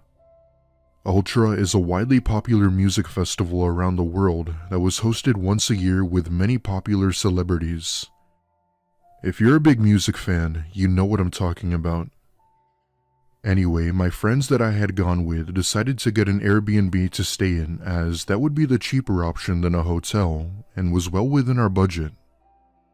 I've heard a lot of bizarre and creepy experiences when renting Airbnbs, but at the time we really didn't think much of it. We'd be at the event for the weekend, which meant that we'd also be renting the Airbnb for the whole time. It wasn't a huge house or anything, just the appropriate size for a group of friends. This had been a weekend we've all been looking forward to for about a year now, so we made the most of it. Fast forward to the day of the festival. We're all partying, having a good time, when I take notice of a man staring intently at my friend. This was common, as it's a large event with many people, so it was no surprise there were creeps. However, my friend didn't feel threatened or uncomfortable. She's had several encounters of people looking at her like this, and she sort of just let it go, as it was normal to her. We all sort of dismiss it as some harmless druggie and continue on with our night. The venue was huge with a lot of people, I'd say about 5,000, and after a night of drinking and dancing, we all had went home. It's around 1 a.m. and we're all starting to go to bed so we could get up early the next day. However, I have always had trouble sleeping throughout my life. I've always had an innate fear of the night, ever since I was a child, and for whatever reason, I guess it stuck with me through adulthood. I wasn't so much afraid of what lied in the dark, but rather the dark itself. I always saw it as some silly fear, but this night definitely confirmed my fears. At this point, it's about 2 a.m. and everyone was asleep but me. After constantly rolling around in bed, I finally got some shut-eye, when I awoke to my friend shaking me. In my groggy state, I ask her what she wanted when she says, "Do you not hear that? Someone's walking around outside." Now, my bed is right beside the back door, and after rubbing my eyes, I finally heard it. Someone was definitely out there, and it sure as hell wasn't any of us. At first, I would have assumed it was the owner of the home just checking on things. However, why would he be doing that in the middle of the night without us knowing? I get up from my bed and peek outside the window only to see no one there. I knew my mind definitely wasn't playing tricks on me, as I know what I heard. As I get out of bed to go see who it was, I then hear the scream of one of my other friends from another room. Upon rushing into her room, I opened the door and was greeted to a man who I could only recognize as the same man from the concert. The minute he saw me, he basically jumped outside the already open window and ran off into the night. Our two male friends had gone after him, but had given up after they couldn't find him. Police were involved, but there was nothing much they could do other than conducting a police report. We had contacted the actual owner of the house, who was thankfully very understanding and refunded our stay. Since we don't live in Miami, we had to end our trip short and head back home, which was an 8-hour drive. This was many years ago, and my friend has since gotten therapy because of this. She's obviously moved on from it now, but she still talks about it with people till this day. I still mourn over the fact that my friend could have been killed that night if she hadn't woken up. I still have no idea as to how that man from the show managed to find us. My only guess was that he simply followed us, but kept his distance while doing so. I've always wondered about what he might have done had I not gone into the room in time. We've never been back to Miami since, and we also don't rent Airbnbs anymore. This world is full of dangerous and evil people who actually want to cause harm to others. If you ever plan on renting Airbnbs, please do so carefully. Make sure all of the doors and windows are locked at night. You never know who might be lurking.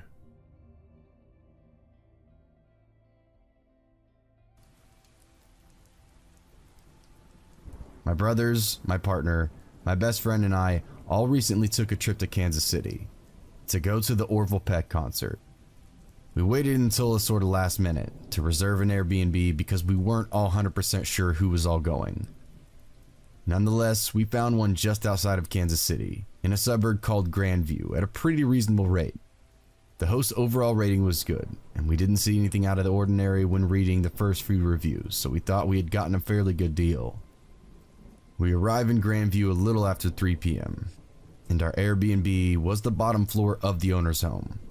As we pulled up to the house, we noticed quite a bit of religious signs and statues on the lawn. Now don't get me wrong, I don't have an issue with people believing in whatever they believe in, so long as it doesn't infringe upon other people's rights. But here we are, a group of very visibly queer folks about to attend a gay country concert, blindly walking into someone's home that we'd be staying in for the next 2 nights. We decided there was nothing to be worried about. And after all, we technically were in the Bible Belt, so we shouldn't be surprised that we're staying in the home of someone who is religious. My brother and partner called the host and met her at the door of our guest suite. She showed them around while the rest of us got our suitcases unloaded.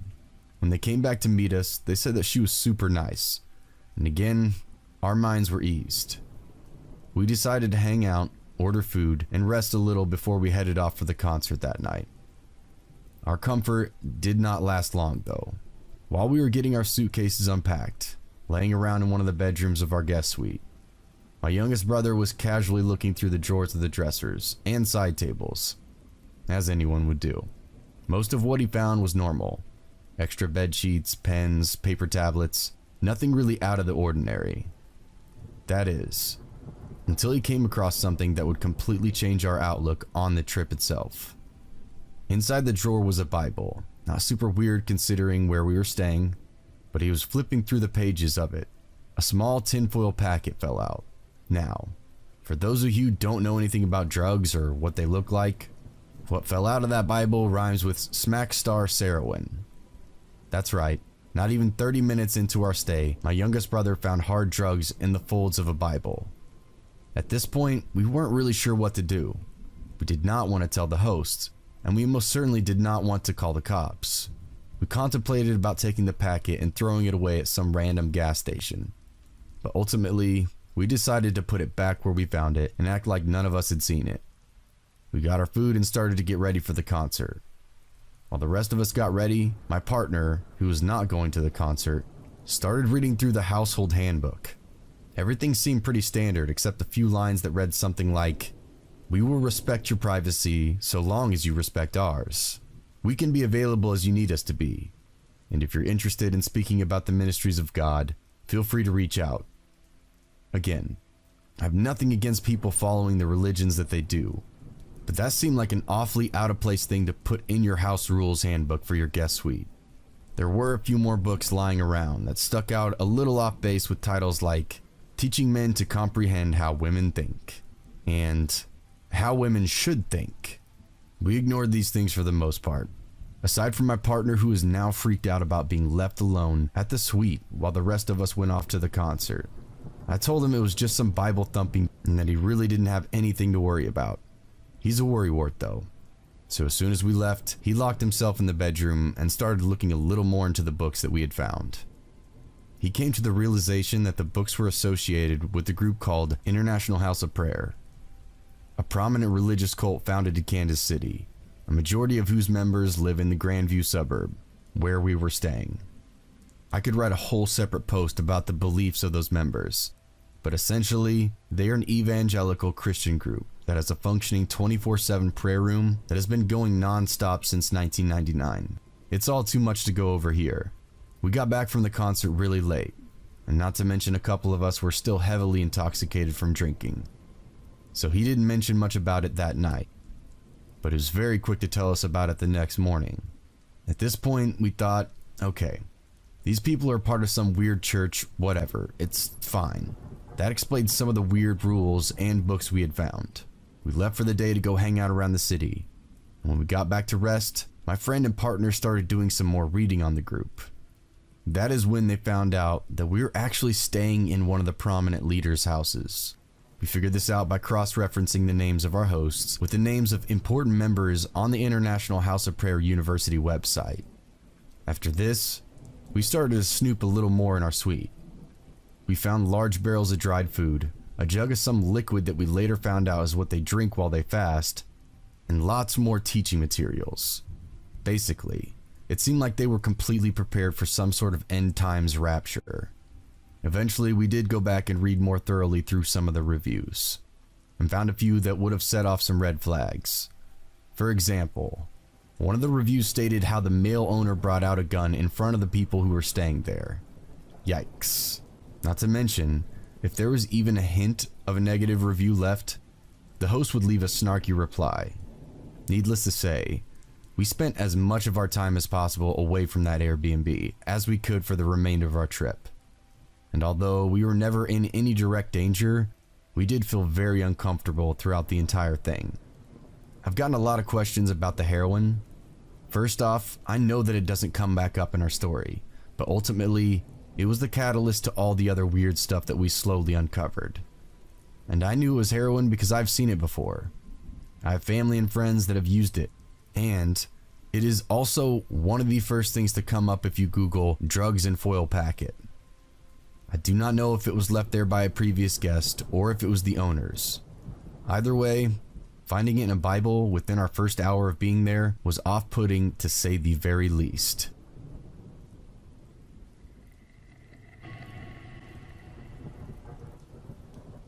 After reading a few posts on here, I've decided to add one of the creepier, still unexplained events that happened to me and a group of friends within the past 5 years.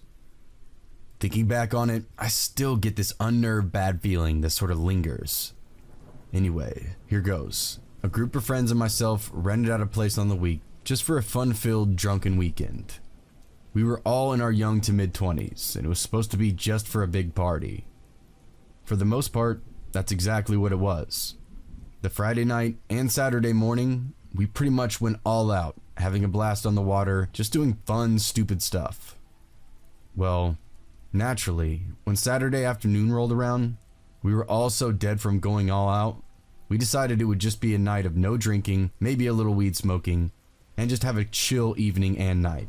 And that's exactly what it was, very relaxed. So 9 p.m. rolls around, and about 8 of us were inside the house and 5 outside the house. It was a 2-story house with a 2nd-story deck / back porch, and it was surrounded by the woods, and then down through the woods, you would hit the lake. I'll mention that we had already experienced some weird vibes from the locals when we first arrived, mostly just backcountry old-timers that I assumed were leering and irritated because we were a bunch of college-age kids looking to have a good time. But the town and the lake were so large, it's not like anyone knew where we were staying. Anyways, 3 of my friends were upstairs on the back porch, and my other friend and I were downstairs outside, just talking a little on this old table near the woods. I mean, it was otherwise just a really nice night. My friend and I were just getting lost in conversation, and all of a sudden, there was this weird feeling that encompassed us. Like an unnerving physical experience that came from the woods down behind us. It was so strong we both kind of just quieted down, and then out of nowhere, this loud chanting abruptly came from the woods. I have no idea how far away it was because of the way the lake is set up. I'm pretty sure the voices carried up through the forest though. It sounded like a cult chanting away, and all the voices were male. I mean, they were loud and perfectly in sync. I think we were frozen for all about 20 seconds before I couldn't contain myself anymore and darted towards the house with her following behind. It's hard to describe, and I don't know how to explain the feeling that came with that chanting, but it was definitely evil. Like something just so powerfully uninviting. I was shaking by the time we got up to the second story and ran out onto the balcony with our other 3 friends, one of them being my brother. By the time we got up there, the chanting was gone, and I naturally asked, "Did you guys hear that?" in the most shaky, freaked out voice. They all had heard it too, and not just seconds later, the chanting began again. So the 5 of us are out there peering into the forest, listening to the chanting that would sometimes sound far away and then sound relatively close. All male voices in the weirdest language, or I don't even know what it was. Sounded like some strange extreme church. Then following the chanting, a loud bang, like someone hit a huge metal object sounded. And then the worst part came. A man wailing, like in extreme pain wailing. All of my hair was up. It was the freakiest experience ever. My brother and I were staring at one another in a mixture of scared, excitement, and horror. The wailing stopped, and then it was back to the chanting, which eventually died out. I was so freaked out by it that I wanted to call the cops, because whoever was screaming had definitely been in a lot of pain. And that mixed with the weird chanting just made me immediately think of some terrible sacrifice going on. One friend tried to say it had to be some drunk guys just messing around, singing, and being weird. But no way was that coming from some drunk guys. They were perfectly in sync. Then the bang, then the wail of pain. And then, all that weird tension and energy was just gone. Nope.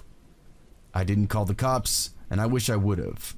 But honestly, the forest was so large, and since the lake house was up looking down at the woods in the lake, it could have been anywhere. It definitely wasn't in our close proximity, but close enough to hear all of it that perfectly. We all went inside and got some of the others, but by the time they came out, the chanting had stopped. Someone wanted to go out and explore and find where the sound had been coming from, but obviously that was a stupid idea. After that, I was so ready to go home.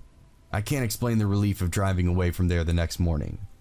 Even now, it gives me the worst feeling ever. Whatever that was, it felt so wrong and so evil. I will never forget it. I can only imagine that it was some kind of weird cult stuff.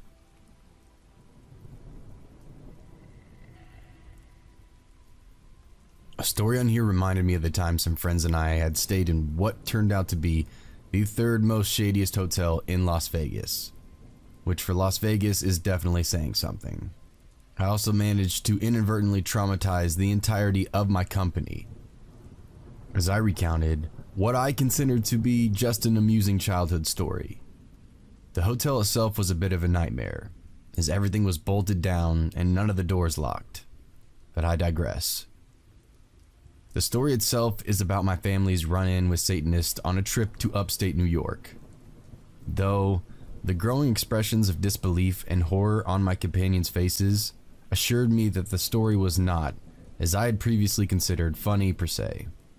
In any case, what follows is completely true, and everyone present swears by this narrative. When I was 5 years of age, we took a road trip to upstate New York to see my grandmother on my father's side, as well as to tour around the countryside a little bit. There we were, in rural upstate, away from the region in which my grandmother actually lives, and we were planning on staying in a bed and breakfast my father had booked ahead of time. It had been an unexpectedly long drive due to weather complications, and when we found the B&B in question, we were all quite tired. We went up to the door to check in, and a woman missing her 2 front teeth on both jaws answered. She invited us in, but warned us that they didn't have a room for the night. They were booked solid. My father protested that he had made arrangements in advance, but she said she knew another hotel that had vacancy just up the way, and she would give them a call.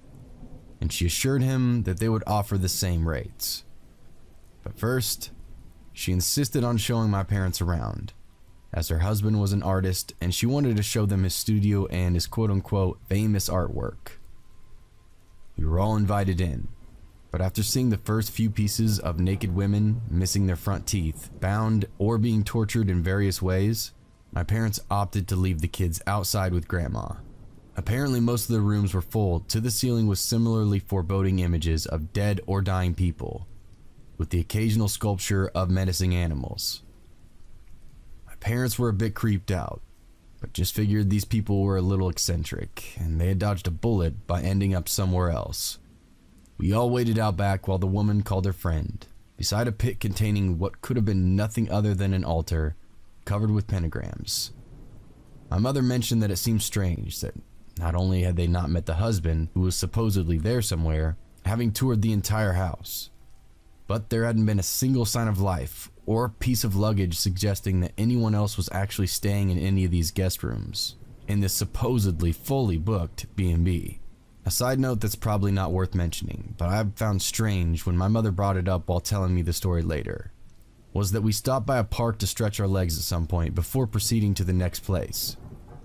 The storm was closing in on us, and my parents wanted to be sure we had zero energy upon arrival. While in this park, my mother claimed that one of us found and brought to her a small necklace with a pendant on it. The pendant itself was a pentagram on one side with a Third Reich symbol on the other. My mother took it away and put it inside her purse.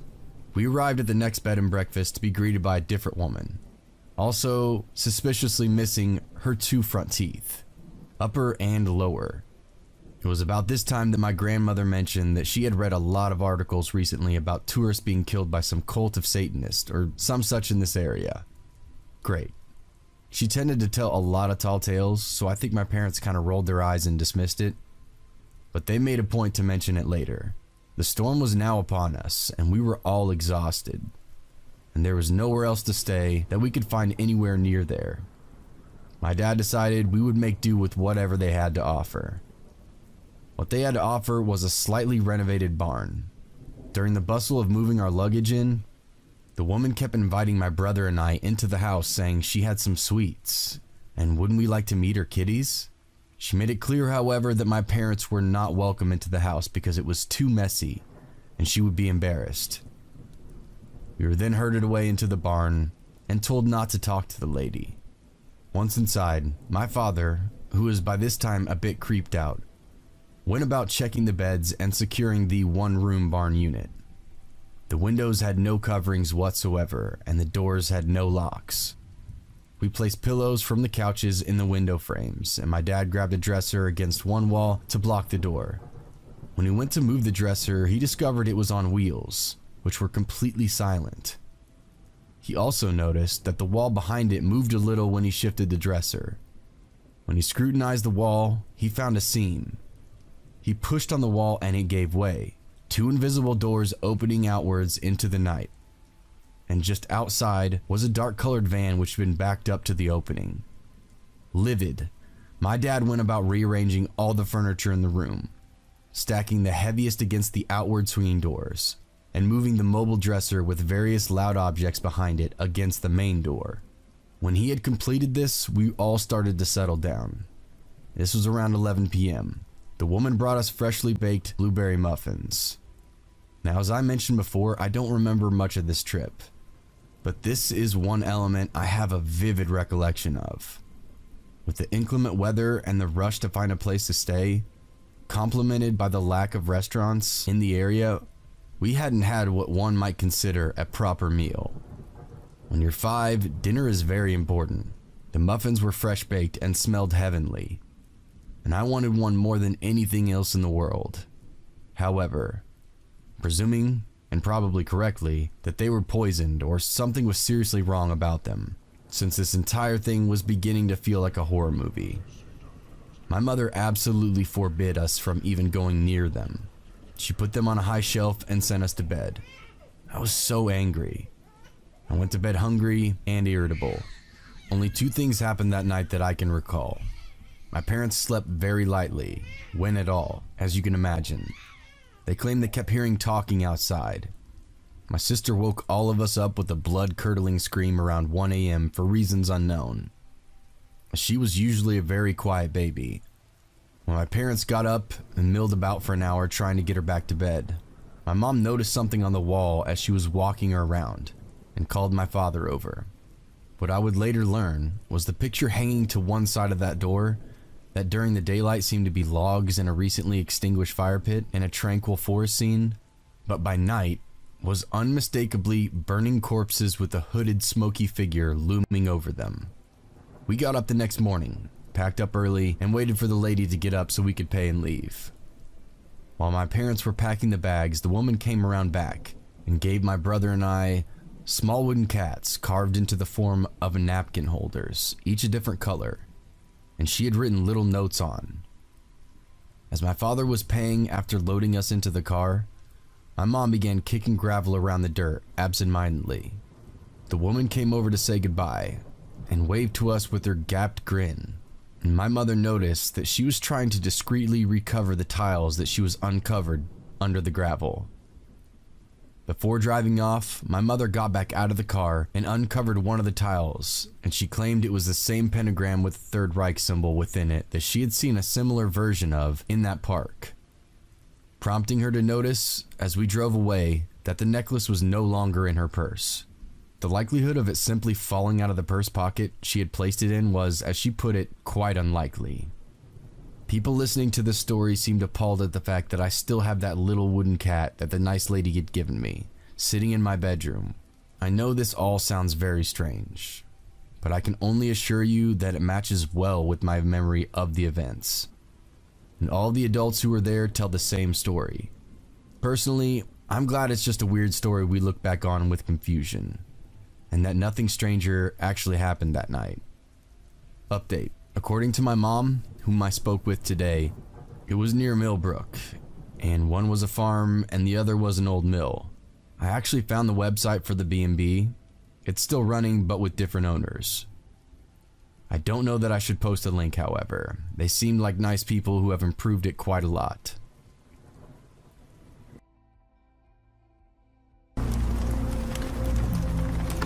My story isn't crazy long, but it's one of the wildest things that's ever happened to me. I still think about it now and how close I came to getting ripped off by people I thought were my friends, so here we go. It was a Friday night a few years back. I was supposed to go out with Ethan, Marcus, and a few other buddies. Just some bar hopping, nothing major. But that afternoon, I got hit with something nasty, fever, chills, full body sweats. My stomach twisted itself into knots, and the thought of even standing up, let alone drinking, made me want to puke on the spot. I shot Ethan a text and told him I'm out for the night. He hit me back with a laughing emoji, called me soft. I told him to have a drink for me and crashed on my couch, with Netflix playing in the background. I must have dozed off because the next time I looked at my phone, it was well past midnight. My fever had eased up a little bit, but my body still felt wrung out. The TV flickered in the dark, some show playing I can't even remember putting on. I barely even had the energy to sit up, so I just let my eyes unfocus, sinking in and half out of sleep. And then I heard this metallic scrape. At first, I thought it was the TV, some weird sound effect, but when I turned the volume down, I heard it again. And this time, it was followed by whispering outside. My body went rigid, whispering. Low, hushed voices just outside my door. My mind quickly scrambled for some kind of explanation. Was it the neighbors or maybe drunk kids messing around? But then I heard that metallic scrape again, but it was longer this time, like something being dragged across my lock. My stomach quickly turned to ice. I slid off the couch, moving slowly and carefully. The TV cast just enough light to keep me from tripping as I crept towards the front room. I pressed my back against the wall near the window, took a deep breath, and then just barely peeked through the side of the curtain. Two men, dressed in dark clothes, both wearing ski masks. One was hunched over my front door, working at the lock with something thin and metallic, a lockpick. The other stood a few feet back, glancing around, shifting from foot to foot like he was really nervous. My throat locked up immediately. This ain't a prank. This is real. I stumbled back from the window and fumbled for my phone. My hands were slick with sweat as I unlocked it and dialed 911. The dispatcher answered, voice steady and professional. 911, what's your emergency? There's two guys outside my house. I swallowed hard. They're trying to break in. Can you confirm your address, sir? I gave it to her, whispering. My body felt electric, every nerve on edge. Where are they in the house? Front room, I can see them through the window. I don't think they know I'm home. Stay quiet. Officers are en route. I peered back through the curtain, breathing barely. The guy at the door continued to jiggle the knob, muttering something. I could just make out his voice now, rough and impatient. But at the same time, it was familiar. A sick feeling crawled up my spine. I knew that voice. I told the dispatcher, barely even believing my own words. I think I know one of them. There was a pause on the other end. You recognize him? I mean, I can't see his face, but his voice? My mouth went dry. Yeah, I do. Were you supposed to be out tonight, sir? That question hit me like a slap. I blinked, my brain working slower than it probably should have been. Yeah, I whispered. I was supposed to be out tonight. The dispatcher's tone then sharpened. It's not uncommon for burglars to plan jobs based on when they know somebody won't be home. You may have been targeted by somebody you know. A cold weight then settled in my gut. I stared at the guy at the door, his build, his movements, the way he was shifting when he got frustrated. Every part of him was screaming something I didn't want to believe. Ethan. That realization made my skin crawl. My friend? A guy I was supposed to be out drinking with. He thought I wasn't home. He thought my house was empty. The dispatcher kept talking, telling me to stay on the line, but I wasn't listening. I hung up and called Ethan. Outside, I saw his phone light up in his pocket. He froze. The other guy just looked at him, confused. Ethan hesitated and stared at his phone for a second. Then, instead of answering, he sent it to voicemail. My stomach twisted and I called again. This time he didn't even check, just let it ring. I swallowed down the fear and that rage bubbling up underneath my skin. I typed out a text with shaking fingers. I'm home and I can see you. Ethan checked his phone and stared at the screen, and then bolted. I watched him and the other guy sprint down the street, their dark figures vanishing into the night. But they didn't make it far. The second they hit the driveway, red and blue lights flashed and sirens ripped out through the air. The cops were already here. The moment the sirens hit, Ethan and his accomplice skidded to a stop, and for a split second, they looked at one another, then bolted in opposite directions. It didn't matter though, the cops were already fanning out, voices barking commands. Hands where I can see them! Down on the ground now! Ethan hesitated just for a second, then dropped to his knees, hands in the air. His friend wasn't as smart. He made it halfway across my neighbor's yard before two officers tackled him hard into the grass. I stood there frozen at my window, watching it all unfold. It really didn't feel real. The same guy I shared drinks with, laughs with, confided in, was now cuffed, face down on the pavement. A few moments later, the officers knocked on my door. I let him in, and my legs were still feeling like they weren't attached to my body. I gave my statement and recounted everything that I saw. The whole time, my voice was distant, like I was telling somebody else's story. It turns out Ethan and his buddy weren't first-timers. They were tied to a string of break-ins across the town. Small stuff mostly, electronics, cash, anything that could flip quick. He'd been robbing houses for months and months now, including mine apparently. The reality of it all didn't hit me until after the cops left and my house was quiet again. I locked the door, double-checked the windows, and then sat in the dark staring at my phone. I don't really know what I was waiting for. A follow-up for the police or my friends, really anything, but nobody reached out. I sat up for most of the night totally perplexed, half paranoid. It was a really weird feeling. I ended up just taking more cold and flu medicine and forced myself to pass back out. Over the next few weeks, I distanced myself from some of the more sketchy friends I'd made over the years and got all the info I could on Ethan. He went away for a few months, maybe a year, but he's out and about again. He even tried apologizing to me, but I still don't talk to him. Folks like that definitely aren't worth the trouble.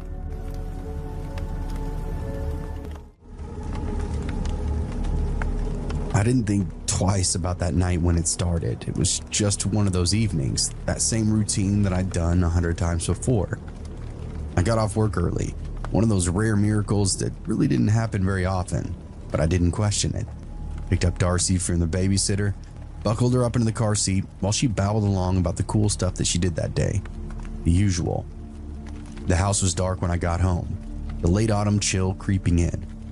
Darcy clung to her stuffed rabbit as I carried her inside, kicking the door shut behind us. The house smelled like garbage, adding to the list of stuff I needed to get done. I flicked on the lights and set her down, and shrugged off my coat. I was just about to start dinner when my phone buzzed. Hey, I'm gonna be late, at least another hour. Of course. I sighed, stuffing my phone back into my pocket. That left me alone with Darcy, longer than expected. I guess not a big deal, but I was already tired. I just needed to get the house together. Okay, kiddo, I said, scooping her up. Let's get you set up so mommy can get rolling. I plopped her in front of the living room with a sippy cup and her toys, turning on something animated to keep her occupied. She giggled, completely unaware that my energy was running on fumes. The kitchen was cold, even with the oven on. I moved throughout the motions, chopping vegetables and setting water to boil. That kind of mindless task that you do on autopilot. My phone buzzed again, another text from Tyler. As I typed out a reply, I heard something from the living room, this soft thump. I thought for a second, maybe I dropped a package of pork chops on the floor. No, they were still on the counter. Okay, well, maybe Darcy knocked something over, one of her toys. But then a few seconds later, I heard something else, something closer to a jingle. I turned my head, frowning. All right, something's off. I stood there for a moment, knife still in hand, trying to listen past the sound of boiling water. The house went back to quiet again. No thumps, no jingling. Maybe I imagined it. I shook my head and went back to chopping. Pulse just a little quicker now. Tyler texted me again. I'm sorry, I'm ready to be home. What's for dinner? I started typing back when another sound reached me. Not a thump this time, this kind of whoosh, like air moving where it shouldn't be. I turned my head towards the living room. A breeze? I could feel it now, drifting into the kitchen, sending a cold draft across the back of my neck. I dropped my phone. The front door was open, wide open. The next second was pure electric panic. My stomach flipped. I ran, nearly knocking over a chair. Darcy? My voice cracked as I burst into the living room. Empty. The sippy cup was on its side, dripping milk into the carpet. Her stuffed rabbit lay abandoned near the couch. The front door gaped open to the night, a dark mouth swallowing up my child. I ran to the threshold, heart slamming, eyes darting across the yard. The porch light wasn't even on. Pure black and no Darcy. My brain couldn't perceive or process it. 1 second she was there and the next, gone. I staggered out into the porch barefoot, cold slapping at my legs. I screamed her name into the night. Darcy, baby, where are you? No answer. I ran down the steps and scanned the yard, the driveway, the sidewalk. My pulse was roaring in my ears. Could she have gone toward the street, the backyard? My mind raced through every horrible possibility. And then I heard movement, a rustle from beneath the porch. I spun, breath sharp in my throat. I dropped to my hands and knees, peering through the lattice work. There she was. Darcy crouched against the foundation, wide-eyed and silent. Her tiny hands clutched her shirt, but she wasn't crying, just staring. Baby, I gasped out. My voice was shaking. Come here, come to mommy. She didn't move. I reached for her, trying to stay calm, but then I saw it, the thing in the shadows just a foot away from her. A skunk. Its black and white shape curled tight, tail raised, nose twitching as it watched me with these beady little eyes. The pulse slammed harder. Darcy was trapped, one move from getting sprayed, or even worse, bitten. My hands curled into fists, and I forced myself to breathe. Panic would not help. "Darcy, sweetheart," I whispered. "Don't move, okay? Just stay still." She just blinked at me, as if waiting for my next move. I twisted around, hearing footsteps, chest seizing up. It was Tyler jogging up the driveway, confusion written all over his face. "Jesus, what the hell's going on?" he panted out, and somehow I didn't hear him pull up to the house. I pointed under the porch. "It's Darcy. She's stuck and there's a..." The skunk shifted, and my breath caught. "Don't startle it," I hissed to him. Tyler crouched beside me, peering into the darkness. Shit. Slowly, he straightened up and reached into his coat pocket, pulled out his keys. I didn't know what he was doing until he aimed, pressed the button, and set off the car alarm. That blaring sound shattered the quiet. The skunk flinched, and its tails flicked up and then gone. A streak of black and white shooting out from underneath the porch, vanishing into the bushes. Darcy then let out this startled little yelp, and that's all I needed. I lunged forward and grabbed her and yanked her in my arms, stumbling backwards into the grass. She clung to me, her tiny body trembling. I pressed my lips to her hair, whispering, "You scared me so bad, baby." My whole body felt like it had been hollowed out, shaking with the leftover adrenaline. Tyler bent down and checked her face and her arms. "She okay?" I nodded. "I think so." Then that smell hit me, something burning. Tyler's eyes went wide. "Dinner." I turned and stared through the open door, smoke curling from the kitchen. The pot on the stove, whatever I was cooking, was now in flames. We ran inside. Tyler grabbed the fire extinguisher from under the sink while I yanked that smoking pot off the burner. My hands were shaking so hard that I almost dropped it. Flames hissed and died as Tyler let out a blast of white foam, coating the stove, the counter, and half the floor. Smoke curled toward the ceiling. That smell of burned food filling up the house. For a second, nobody spoke. We just stood there panting, Darcy still clinging to my hip. And Tyler let out this short, breathless laugh. "Whew. Hell of a night." I wanted to laugh too, but it didn't come. My body was still buzzing from the panic of losing Darcy, from that skunk, from nearly setting our house on fire. I turned and pressed my forehead to Darcy's soft curls, inhaling her scent, that baby shampoo and sweat. "We need to check her," I murmured. "Make sure she didn't get bitten." Tyler nodded and reached out to brush a hand over her back. No scratches, no blood. We still stripped her down and tossed her into the bath, just to be safe. She was sleepy now, the whole ordeal already fading in her little mind. By the time we got her dried off and into pajamas, she was nodding off in my arms. I sat with her in the rocking chair, staring out the window into the dark yard, my pulse finally slowing down. Tyler walked up behind me, resting a hand on my shoulder. "He's okay now." I nodded, but deep down I knew. Those 30 minutes were the longest, most terrifying in my entire life. And thank God Tyler just happened to get home a little earlier than expected. Never left that door unlocked again, I'll tell you that.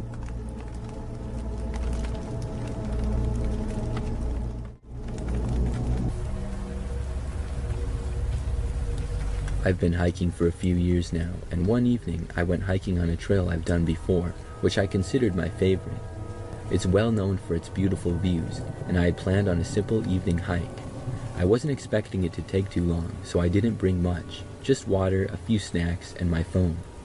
As the evening went on, the weather turned cooler. The sun was dipping lower in the sky, and I knew it would be getting dark soon. I had planned to stick to the main path, but I decided to take a shortcut that would get me back to the car a little faster. I'd done it before without issue. This time, though, the shortcut led me into unfamiliar terrain. The woods were denser here, daylight was fading quickly, and I had to have made a wrong turn or missed a turn at some point.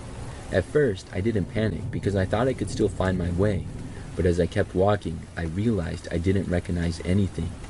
The path was barely a trail now, just some faint markings in the dirt that I could barely follow. My phone had no signal, and when I tried calling for help, it just showed that dreaded no service message. It was already getting darker, and I wasn't sure where I was anymore. Right as it was getting dark, I saw an old shack up ahead of me. It looked abandoned, like it hadn't been used in years, but it also didn't look like it had fallen apart. The door was slightly open, and nobody was inside, so I decided to go in. It seemed like a strange thing to find out here, but at that point, I didn't have many options. I figured I could use it for shelter for the night until morning when I could see the woods better. The shack was small, with old wooden walls. There was some broken furniture, a dusty table, and a few old crates scattered around on the carpet that covered the ground. It wasn't much, but it was better than sitting outside in the dark. I locked the door behind me and settled into the corner with my bag as a pillow, lying on top of the carpet so that I had at least a little padding. Around midnight, I began hearing noises. It was faint, but there were noises now and then coming from below the shack. At first, I thought an animal had made its home under the shack, but as the night went on, I heard a lot of different noises, some louder scrapes, or just overall rustling around. I was confused, but tried to ignore the faint noises as I drifted in and out of sleep throughout the night. It all came together for me when suddenly I heard loud steps ascending towards me in the middle of the night. There was a lower level below me, like a bunker in the ground. As the steps worked their way towards me, I felt a slight push below. I realized I was laying right over the entrance to down below, which must have been a trapdoor below the carpet that I was laying on. I shouted out hello, kind of out of instinct, and didn't know what else to do. Whoever was below me trying to open the door frantically ran back down the stairs. A few moments later, I heard someone scrambling away into the woods, making a lot of noise as they went. I was a little worried that the person might come back, but I wasn't going to find the trail in the middle of the night, so I stayed. I spent the rest of the night huddled up in the shack, hoping that the morning would come soon. In the morning, before I left the shack, I tried to open the trap door below the carpet, but it was locked, and I couldn't find any other entrance to the bunker below me. There had to be another entrance because whoever was down there had taken off into the woods earlier that night from a different exit, but it was well hidden because I didn't see it. I made my way back to the hiking trail easily. It was easier to figure out where I was going in the daylight, and after a few hours, I was back at the parking lot. I immediately reported what I had found to the authorities, but when they asked for the details on the location, I couldn't give them an exact spot. The area was so far off the main trail, and I didn't really know where it was. I don't know if the authorities ever even looked for the shack and bunker, or if they ever found it. Maybe they didn't take me seriously, or figured it was nothing to worry about. To this day, though, I question myself why someone needed a hidden bunker below an old wooden shack in the middle of the woods for. It must have been some sort of extreme doomsday prep type of person, or someone who was up to no good.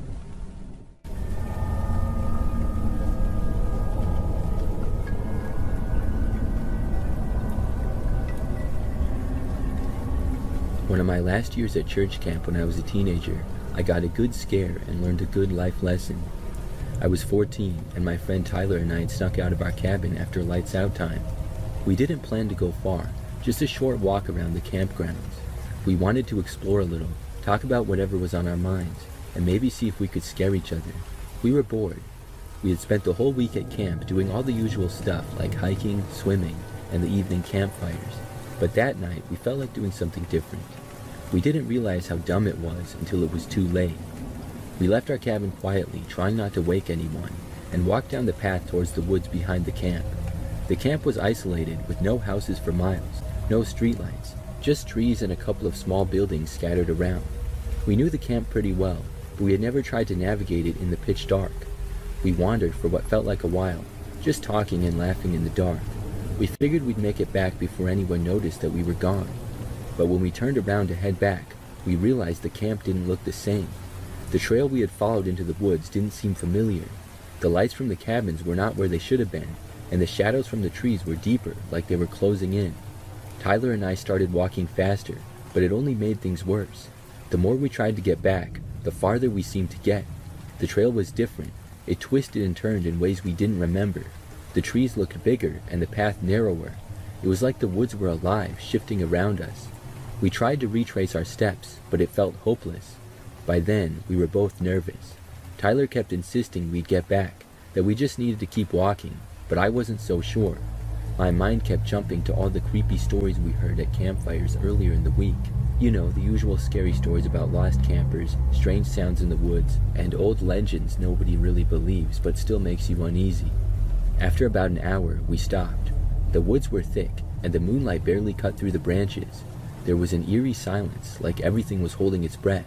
That's when we heard something, a noise far off in the distance. It sounded like footsteps, with the crunching of leaves and twigs breaking. Someone was walking, but not in a normal way. It was like they were dragging their feet. We didn't say anything, but we both knew that we had to get out of there. We started walking again, only this time it was with a sense of urgency. It felt like we had to get back before whatever was back there caught up with us. Finally, we saw one of the camp cabin's lights, faint but visible through the trees. We moved towards it quickly, trying not to trip over roots or rocks in the dark. We finally broke through the trees and went back onto the main path, right in front of the main campfire area. By the time we got back to our cabin, we didn't say a word to anyone. Nobody knew we had been gone. I'm not sure what happened out there in the woods that night, but I know we both felt something wasn't right. It sounds fake, but it was the weirdest sensation ever. It felt like the woods were changing constantly, somehow trying to keep us trapped out there. The weirdest part of the whole night was that I had my watch out there with me, and according to my watch, we had been out there for at least an hour and a half, maybe even 2 hours.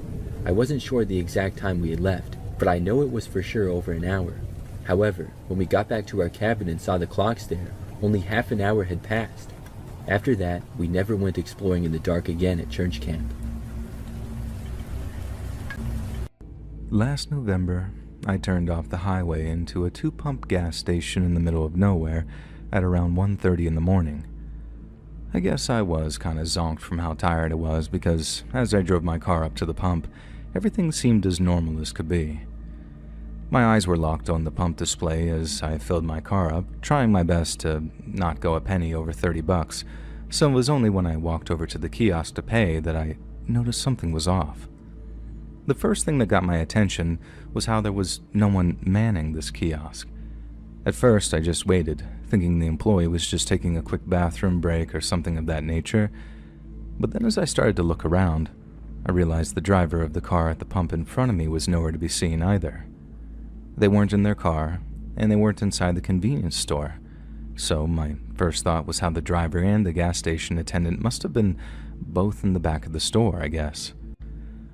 I got this momentary chill, thinking I might have interrupted a robbery or something, and I was suddenly very hesitant to knock on the glass or call for service. I remember turning to check out the car parked in front of me and thinking, if it's a Honda, then I'm getting out of here. But it looked to me like it was a 2011 3 Series. Now, if you don't know cars, Hondas are easy to steal. BMWs, on the other hand, not so much. And while that didn't completely preclude the possibility that there was a robbery in progress, it reassured me enough that I started knocking on the glass and asking if there was anyone there. I knocked once, and then twice, and then after the third time, I knocked on the glass in as many minutes, and it hit me that something highly unusual was clearly going on. My first thought was to try the door to the convenience store. I'm pretty sure it was supposed to be locked, but when I pushed, the door swung right open for me. I walked up to the counter, calling out, "Hello?"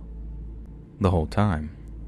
And then thinking there might have been some kind of medical emergency, I jumped the counter and took a look around the back of the store. There was a bathroom and a storage room and a small office, but all three were unlocked and empty. Then and only then did I realize that the entire gas station was completely deserted. I checked around the back just to be sure, but I figured that there'd be no one there. And then once I was 100% sure something seriously weird was going on, I pulled out my phone and got ready to dial 911. I wasn't still 100% sure what to do, so I called out hello again, but much louder. And when that got no response, I called the cops. I could tell that, at first anyway, that the dispatcher thought that I was just some jerk customer who was angry my gas station attendant wasn't there when I needed them. But once I properly explained that there was literally no one to be found anywhere on the premises or elsewhere, she started to take my call a little more seriously. She asked where I was, and when I told her, she asked if it looked like there had been a robbery. I remember asking, how the hell would I know? But she explained that if there had been a robbery recently, an employee might still be hiding somewhere. And I felt this sort of twinge of frustration because, like I said, I'd looked probably everywhere except the dumpster around the side of the gas station. And as I'm walking back from checking out the highway for signs of life, I just so happened to be passing it as the thought to open it popped into my head. I wanted to be able to say to the dispatcher, "There, I even checked the station's dumpster. There's definitely nobody here, ma'am." But when I opened the dumpster, there they were. I only caught a glimpse of what was inside before I dropped the lid of that dumpster and backed off like the thing was radioactive. But a glimpse was enough for me.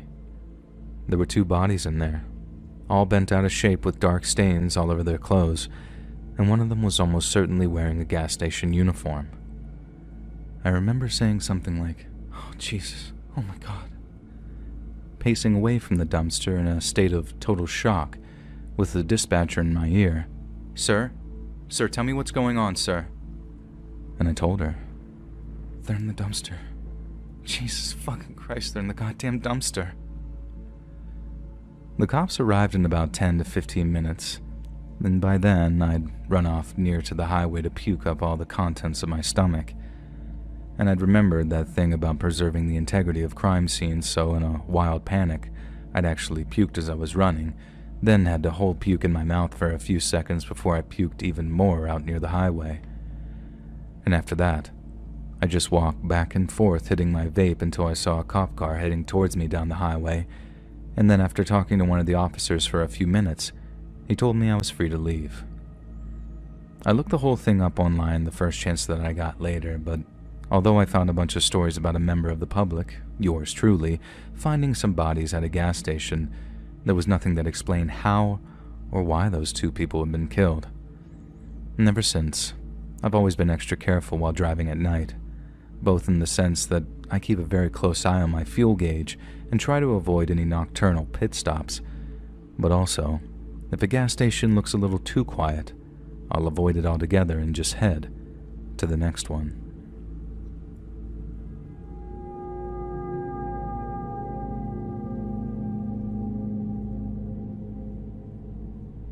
I used to work nights at a gas station called North Star Mart out near a place called Foster in rural Virginia. I used to drive up from Gloucester, get there at around 10 p.m., and then work all through the night until 6 a.m. when my boss, a dude named Judd, came over to relieve me. Judd lived right next door to the gas station in a big old house that he claimed that he built himself. There was no way that he built that whole thing on his own, but he was far too nice for me to call him out on it, so I just let it be. He was a great boss, too. I mean that from the bottom of my heart. Not many folks can say that they had a boss who had done almost anything to keep them safe, but I can, and it makes me feel a little guilty sometimes that I don't head up there to visit him more. But I don't like driving around Foster anymore. I don't like going anywhere near the place, and by the end of this story, I think you're going to understand why. I worked at the North Star for 9 months and 3 weeks, working anything from 2 to 5 nights a week, depending on how busy I was at school. Not a single customer in all the time I worked there ever gave me a single ounce of trouble. It was one of the best jobs I ever had in that respect. It was always a little busier on weekends, but during weeknights, I'd sometimes serve only 2 or 3 customers a night and spend the rest of my time watching movies on my iPod, back when that was like a revolutionary thing to do. Judd was really chill like that. He didn't give me a bunch of cleaning tasks, and he didn't give me any busy work at all, actually. And he only ever had one rule. If anyone ever showed up late at night, acting weird in any way, I was to call him right away. It didn't matter if the call woke him and his wife up from the sweetest dreams they'd ever had. If anyone was acting sketch, Judd wanted to know about it. I figured that was fair enough. The gas station was Judd's whole life. It was his retirement plan, so if it went up in flames, well, you see where I'm going with this. So even though it felt slightly emasculating, as in I felt like I could take care of the station myself, I agreed to give Judd a call every time there was any disturbances. When he first told me about his little golden rule, I'd be lying if I said that it didn't make me a little nervous, I guess. It suggested that there were a lot of weird people who came by the gas station at night, but that couldn't have been further from the truth. Like I said, 9 whole months and not a single instance of weird or disturbing behavior. And then one night, it happened. I was in the back office one night, splitting my attention between security monitors and a copy of The Dark Knight Rises, when I suddenly saw a lone figure approaching the gas station. We had 3 cameras, one facing the pumps, one facing the approach to the store, and a third which allowed me to watch the inside of the store from the back office. I can see the guy walking towards the store, past the pumps, and then into the view of the second camera, but then instead of walking into the store like literally everybody else, he stops dead outside the door. He's right in the view of the second camera, so I'm looking at this guy fairly close up, and he looked like a perfectly regular rural Virginian dad type. He looked like he had work boots on, some faded jeans, and a baseball cap with some kind of hunting or fishing logo on it. Literally the most unremarkable looking guy that could ever walk through our door. But his behavior most definitely got my attention. I guess it's not entirely true that nothing weird ever happened, because there was one previous occasion where I called Judd in the middle of the night. Some crazy lady was screaming like a demon out near the pumps. It was a Saturday, and it had to be maybe 4 to 4:30 in the morning, but just like Judd said, I gave him a call at his house. I told him about the lady and how her screaming was freaking me out. He asked for a description, I gave him one, and then he tells me, "Oh, that's just Rhonda liquored up on payday. She'll head home once she's tired herself out." And then you know what? She did. She eventually stopped screaming and then just kind of walked off, like she was done with that night's performance. Anyway, the guy in the sporting goods cap stopped dead and just stood there in front of the camera, not moving a muscle. Not nearly as freaky as screaming like a banshee, but still weird nonetheless. I figured he was, I don't know, taking a moment to think or something. But then, as I'm watching him, his head starts slowly moving, turning his neck until he's staring into the camera lens. I know it was just an illusion, but it felt like he was staring directly at me, and that was easily one of the most unnerving sensations I've ever experienced. Once the guy's behavior reached a concerning level of weird, I grabbed the phone and called Judd. I didn't even feel emasculated doing it either. Whatever that guy's problem was, it wasn't meth. It was something way scarier than that. Judd picked up the phone, then once again he asked me to describe the person acting weird. I started describing the guy, and then the next thing, Judd slams the phone down. I look back at the screen and the guy's disappeared from view, but he's not in the store either, so I'm thinking, where the hell's he gone? But at the same time, I'm also thinking, why did Judd just slam that phone down on me? He told me to call him if something weird started to happen, and the first time he sounded sleepy but pretty calm, so I was wondering what was so different about that time, when I suddenly see him on the monitors. Judd was running towards the gas station in nothing but his boxer shorts and a wife beater, and he was carrying a shotgun in his hands. He burst into the store and asked me where he is. Then when I say the guy just disappeared, and that I think he just walked off, Judd runs past me into the office to check the monitors.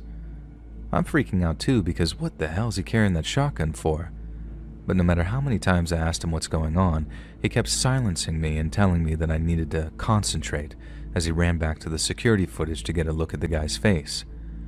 I watched him, rewinding the footage until he finally found what he was looking for, and when he did, I watched Judd turn completely pale.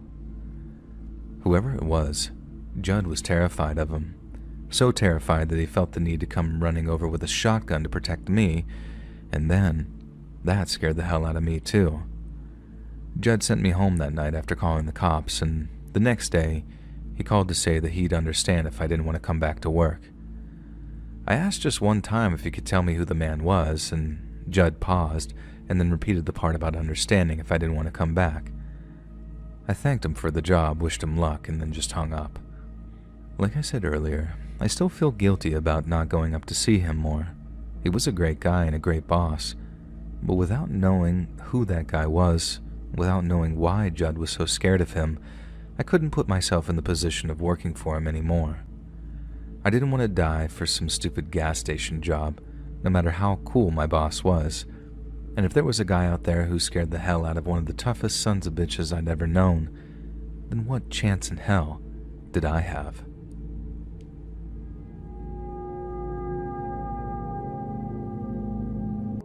My mom used to work the night shift at a gas station in the early 90s. This is one of those mom and pop gas stations. so typically there was only about one person working the station at a time. During the night of the story, my mom's schedule had overlapped with one of her coworkers for 2 hours because there had apparently been an armed robbery in the same area the night before. So the owner was a bit concerned about being the next target of the robbers. After about 2 hours, my mom's coworker leaves. About a half hour later, there was a goth girl that comes into the station and buys a pack of cigarettes. The girl is fidgety but polite. My mom tells the girl to have a good night, then begins to clean the hot dog case. As my mom starts cleaning, she notices that the girl doesn't leave the station. The girl then starts walking around for about 5 minutes, just looking at random items on the shelves. My mom finally stops what she is doing, and she then asks the girl if she needs anything. The girl goes up to the counter and tells my mom that her car ran out of gas just up the street, so she needs to get some gas. The girl doesn't have a gas can, so my mom grabs one of the gas cans from behind the counter and then tells the girl the price of the can. The girl then says that she doesn't have enough money for the can. Mind you, she literally just bought a pack of cigarettes. My mom kind of wears her heart on her sleeve more than she wants to sometimes, so she tells the girl that she'll buy the gas can for her. The girl then smiles and thanks my mom. My mom lets the girl know that she doesn't have enough money to buy gas for herself, let alone for somebody else. The girl seems to accept this and then thanks my mom profusely. Goth girl says she has someone she can call who will stop by the station and give her some gas money. My mom then asks if she has enough change for the payphone, and the girl says yes. She thanked my mom yet again for the gas can, then leaves. My mom is really good at reading people, and while the goth girl seemed polite, there's something about the whole situation that was really giving my mom bad vibes. My mom looks at the surveillance footage that gives an outside view of the station. Instead of walking to the payphone, which is just left of the front door, the girl starts walking to a van that's parked really close to the station's exit. The girl then walks up to the passenger side of the van, and she starts talking to someone who's inside the van. She points a few times at the station while my mom is secretly praying she's not about to be robbed. The conversation between Goth Girl and whoever was in the van only lasts about a minute or two, and my mom just watches as the Goth Girl starts walking right back to the station. The Goth Girl comes back to the station and she tells my mom that she had got some gas money from her uncle, but that when she tried pumping gas, she had some trouble with the handle of the gas pump. Mind you, the gas pumps at the station are literally your basic no-thrills pumps. The girl then asks my mom if she could come outside and help her. My mom pretends to be calm, but she then starts to panic on the inside. She then tells the girl that she can't leave the station, so she asks the girl to try another pump. The girl says she tried them all, but she just can't figure out how they work. She asks again if my mom would come outside and just show her how one of the station's pumps work. My mom apologizes and she then explains that she's not able to leave the station unattended, or she'll be fired.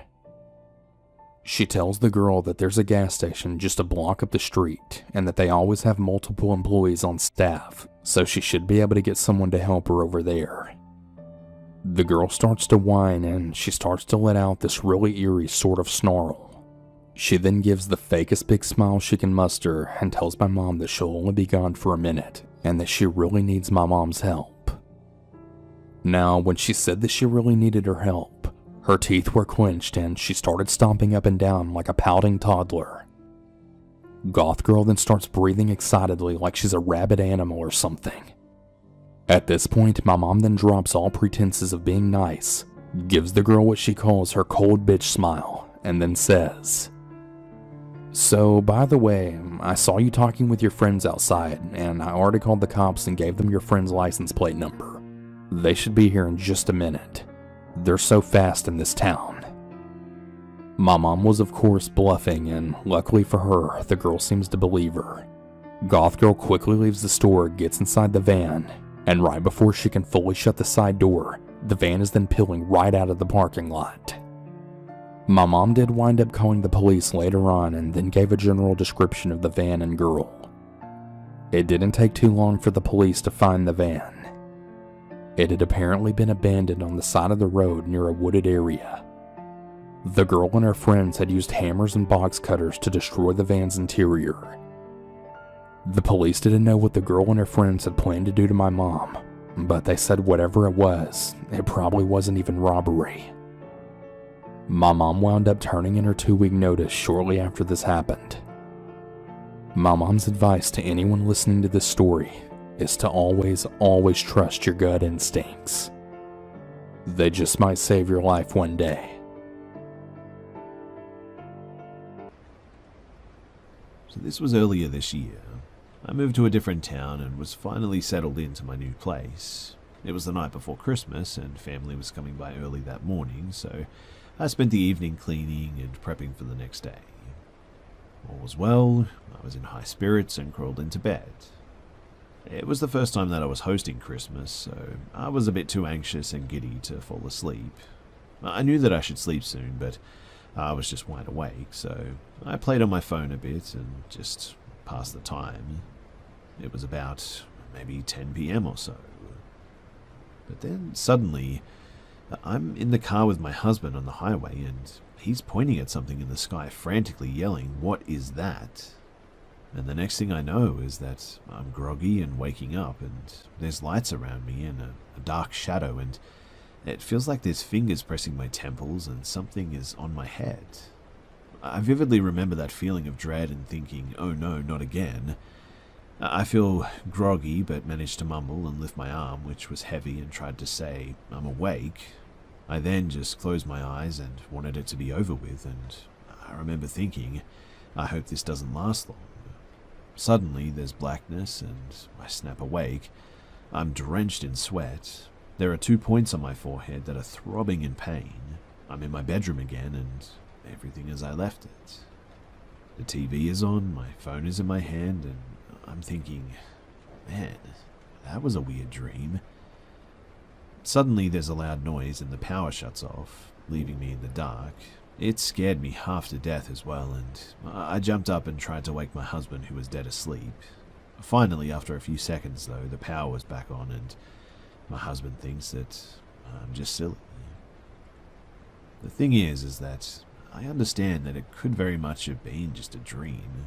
That's not impossible, I suppose, but I'm not much of a dreamer, and if I do, they aren't that vivid. This one just felt so real, but why? And why aliens of all things? I'm mostly into like ghostly stories, so I don't read or look up UFO stuff that much, and I remember the physical feeling of dread that it was happening again, and I could feel my stomach drop, and I felt sick when I thought, not this again. But the strange thing is that I don't recall any other dreams or experiences like this. It's just so random.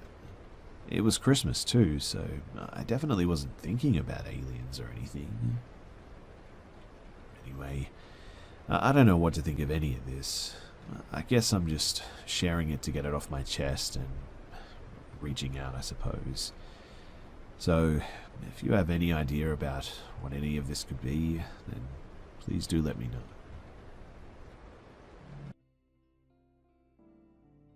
I'd like to start off by saying that Christmas is my all-time favorite holiday. However, every year, I remember what happened to my family on Christmas of 2019. I was 12 years old at the time. That year we went to my cousin's house to celebrate Christmas. It was a very fun night, and we enjoyed each other's company. We decided to stay at my cousin's house for the night and leave early the next day. We settled down in the guest bedroom and soon fell asleep. Suddenly I woke up at 4 a.m., hearing noises coming from downstairs. Against my better judgment, I decided to go check it out. As quietly as I could, I crept down the stairs and looked through the wooden railings into the living room. I saw a figure that appeared to be dressed as Santa, looking under the Christmas tree. I went back upstairs and woke up my dad. "Hey Dad, Santa came back. He's downstairs." After my dad became fully awake, he seemed alarmed by what I said. We went downstairs to find no one inside the house. My dad told me that I might have just had a bad dream, and we went back to bed. The next morning, when everyone woke up and was getting ready to eat breakfast, my uncle went down to the basement to grab some drinks, when he noticed that one of the basement windows was completely shattered. After the initial shock, my dad and uncle checked the whole house to see if anything was missing or damaged. After they were done searching, they rejoined us in the kitchen. But before they could say anything, a loud crash came from the one place that wasn't checked: the attic. My dad and uncle immediately ran upstairs to check it out. A shouting match followed. We all ran outside and the police were called. When the cops arrived, the officers quickly ran inside the house. A short time later, they brought a man dressed as Santa outside. We later found out that the man had a large knife on him. The officer stated that it wasn't just my cousin's house that was broken into.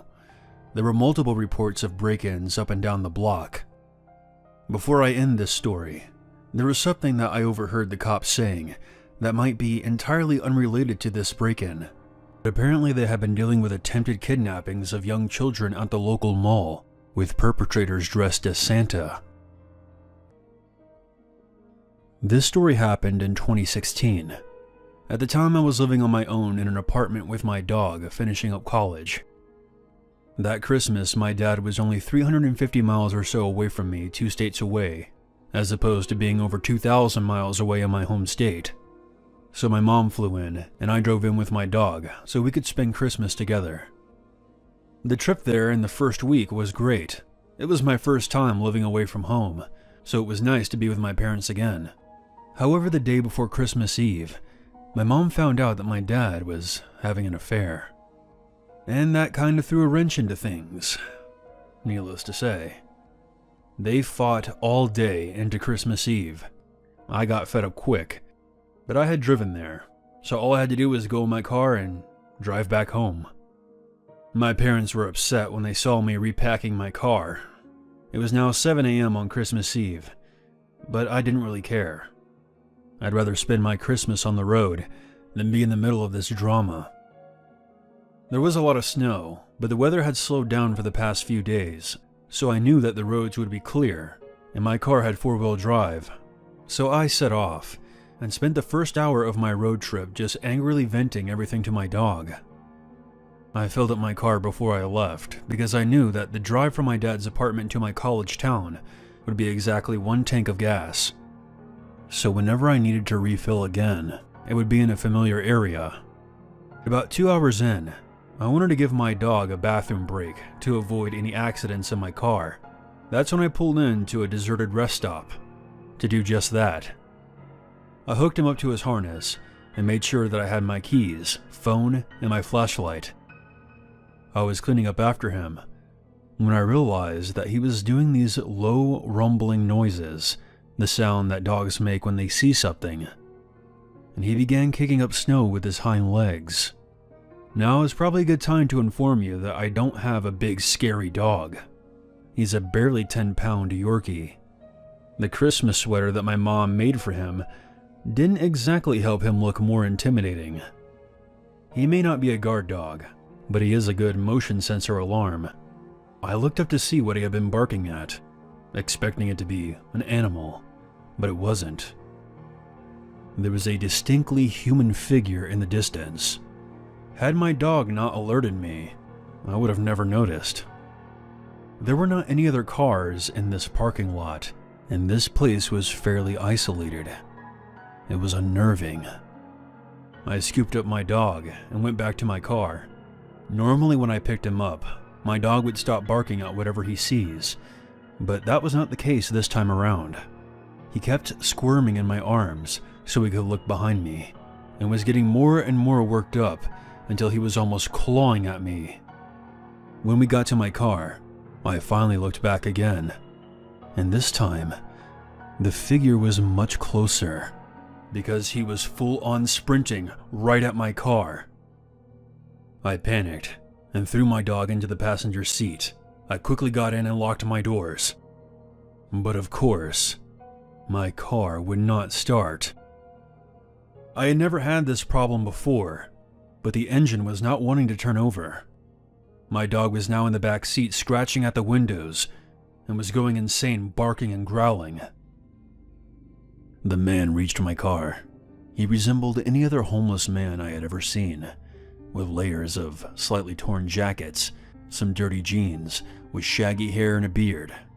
He went from his sprint to a slow jog once he got into the parking lot. When he approached my car, he slammed his hands against the driver window. "I need a ride." He sounded out of breath, but very monotone. Sorry, no. I'm about to call a tow truck though. If you need a ride, you can get one from him."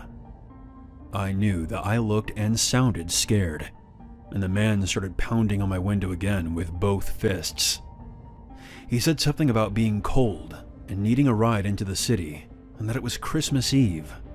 But at this point I had stopped paying attention to him and was just focusing on trying to get my dog to calm down.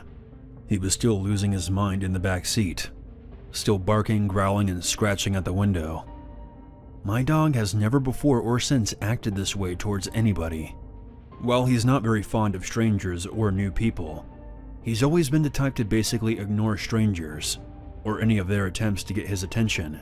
So for him to be going crazy like this was a massive red flag for me. I held onto his harness to get him to relax, and I told the man that if he was cold, he could wait in the restroom for the tow truck to arrive. He motioned for me to roll down my window, and I shook my head no. I finally just put my hands over my dog's mouth, shushing him, and told the man that I couldn't help him. He looked angry, and then tried to open my door.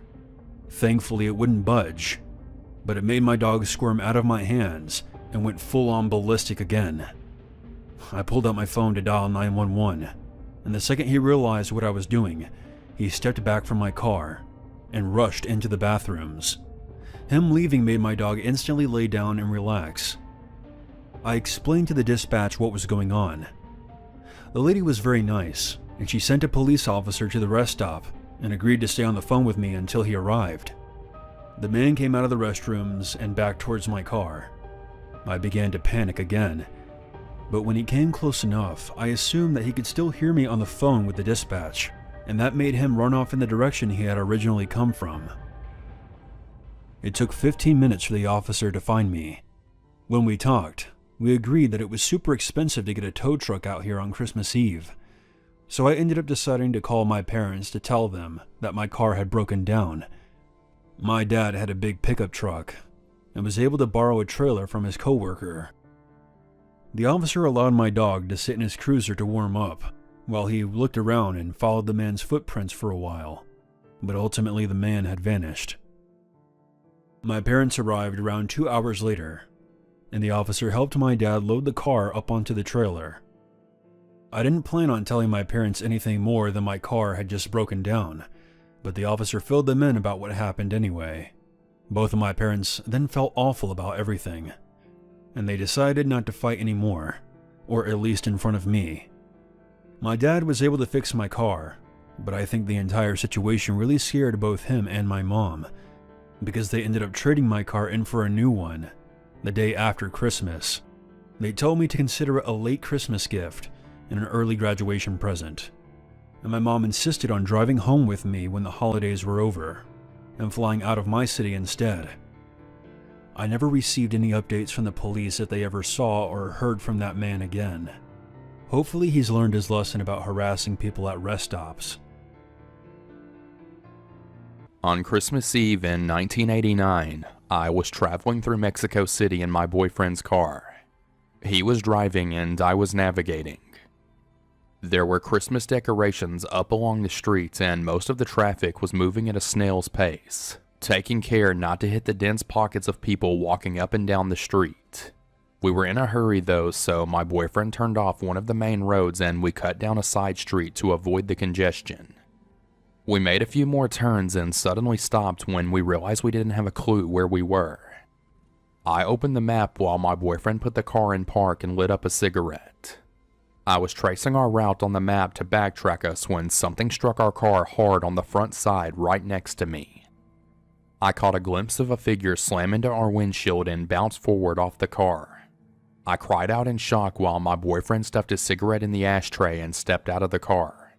This is where the experience became strange. I've never shared this before with anyone other than my closest friends and family who I trust.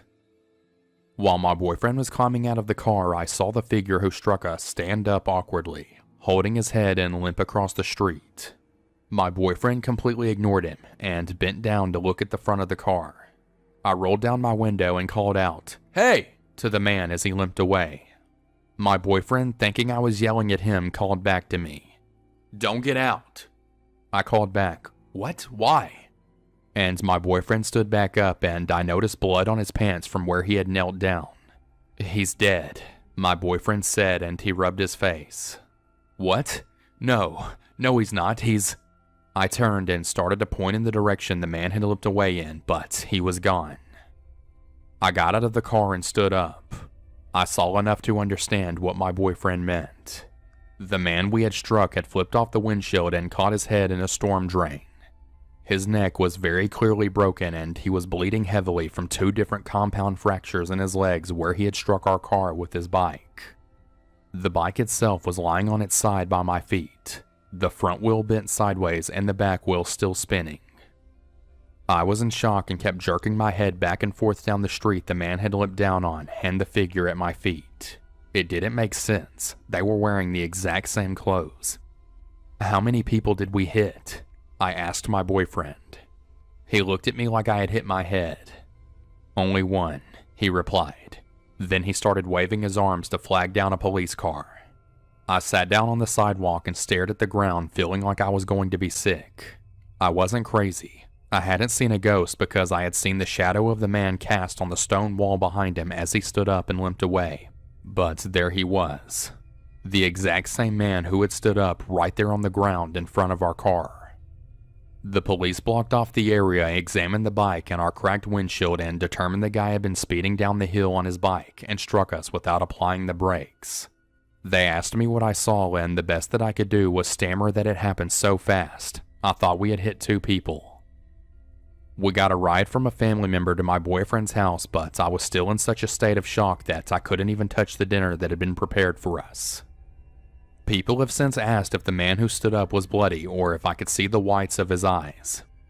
Honestly, I don't recall seeing either. All I could say with certainty is that he stood up, held his right hand to his head, and limped away. He didn't react to my boyfriend stepping out of the car. I don't know if I believe in ghosts or life after death, but if that's the case, this man was physically reacting to the impact that had killed him, seeming not to have noticed that he was dead. Occasionally I dream about that night and that impact, but in the dream I never see the man stand back up. I see a bright flash of light and then nothing. No details of the man himself after the hit. I never even found out the man's name. It was the worst Christmas of my life.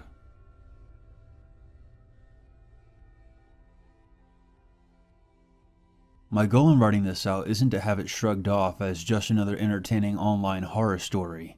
I sincerely want to know if this experience or anything similar has happened to anyone else. That may help me sleep better at night, knowing that it's not all just in my head.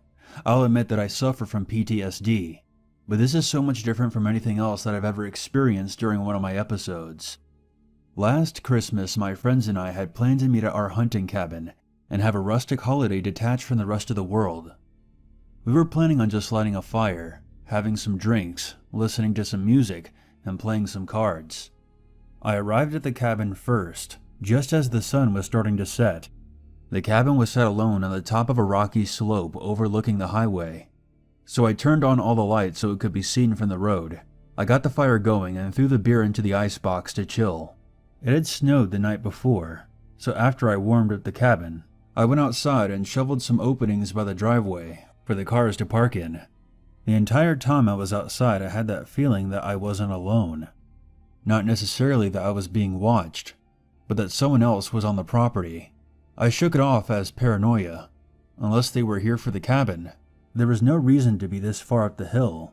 There was nothing else around except for trees and power lines. I went back inside and noticed a couple of missed calls on my cell phone. My friends had called me to tell me that they were on their way, and that they would be there within the hour. I got the food going in the oven and brought in some more firewood. I had been sitting down for about half a minute, putting my feet up when I heard knocking at the window. It was a harsh rapping, clearly someone that was trying to get my attention. I paused and looked up. The noise hadn't come from the window around front. It came from the back window near the kitchen sink. It was the exact opposite direction that someone should be approaching from. That side of the cabin faced the woods. I stood up slowly and walked over to the window and peered out, half expecting to see one of my friends pranking me, but there was no one at the window. I peered out across the small area behind the cabin, and I couldn't see any movement. I walked over to the back door and opened it, shining a flashlight out into the misty gloom, and by the trees, I noticed an outline of a figure. I called out, "Hey!" and took 4 steps out into the snow when I stopped. The crunching of the snow beneath my feet was as loud as fireworks, and I glanced down at the tracks I made leading away from the front door. Then I slowly turned the flashlight beam over to the spot beneath the kitchen window. There was no tracks at all. For about 10 seconds I just stood there, looking back and forth between the trees and the window. I then turned around and marched back inside, slamming the door behind me. I set the flashlight down, furious with myself, convinced I was having another episode, sensing danger where there was none, being distracted by stray shadows and sounds. I sat back down in the chair by the fire as another rapping sound came from the front door. I heaved a sigh of relief, presuming that some of my friends had arrived. I stood up and opened the door. There was nothing. None of my friends were at the door. No cars parked in the yard. No footprints in the snow. I felt a cold sensation sink into the pit of my stomach that had nothing to do with the weather.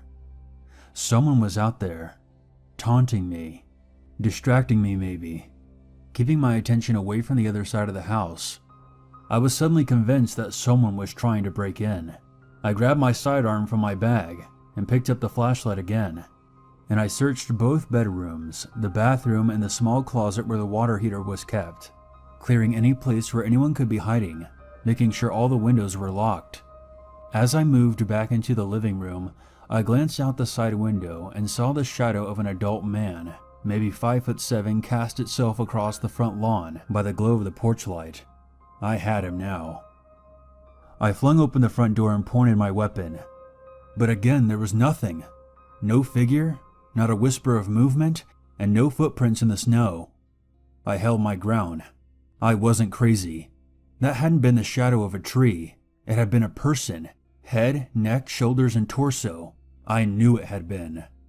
I scanned the yard with my flashlight, going over every inch. No footprints except for my own. The back door then slammed behind me. It didn't shutter. It didn't swing shut. It slammed. I spun around and nearly fired off a shot. I then sprinted to the back door, flung it open, and aimed, only to be greeted by the single set of footprints I had made before. I shut both doors and locked them, shut off all the lights until the place was only illuminated by the fire. I put my gun in the filing cabinet, locked it, then dropped the key in a jar. I sat there by the firelight for another 25 minutes, listening to pounding noises from various windows from across the cabin, forcing myself to ignore them and remain calm.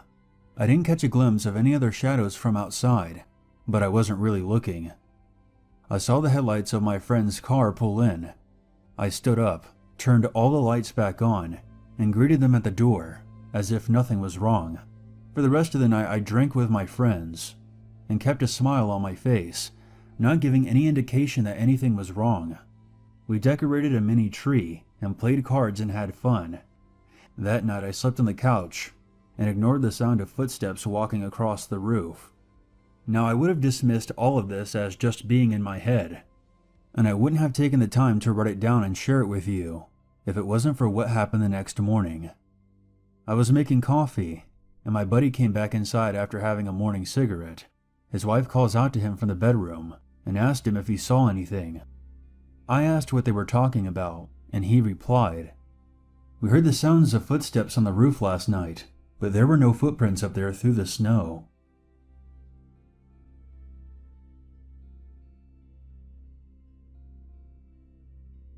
The best story my grandfather ever told me happened back when he was 18 years old on Christmas Eve in 1959. He was lying on his couch with a broken leg, which was perched on the arm of the couch, all wrapped up in a cast. He was listening to the radio and watching the snow fall outside as he used the poker to adjust the wood in the fire.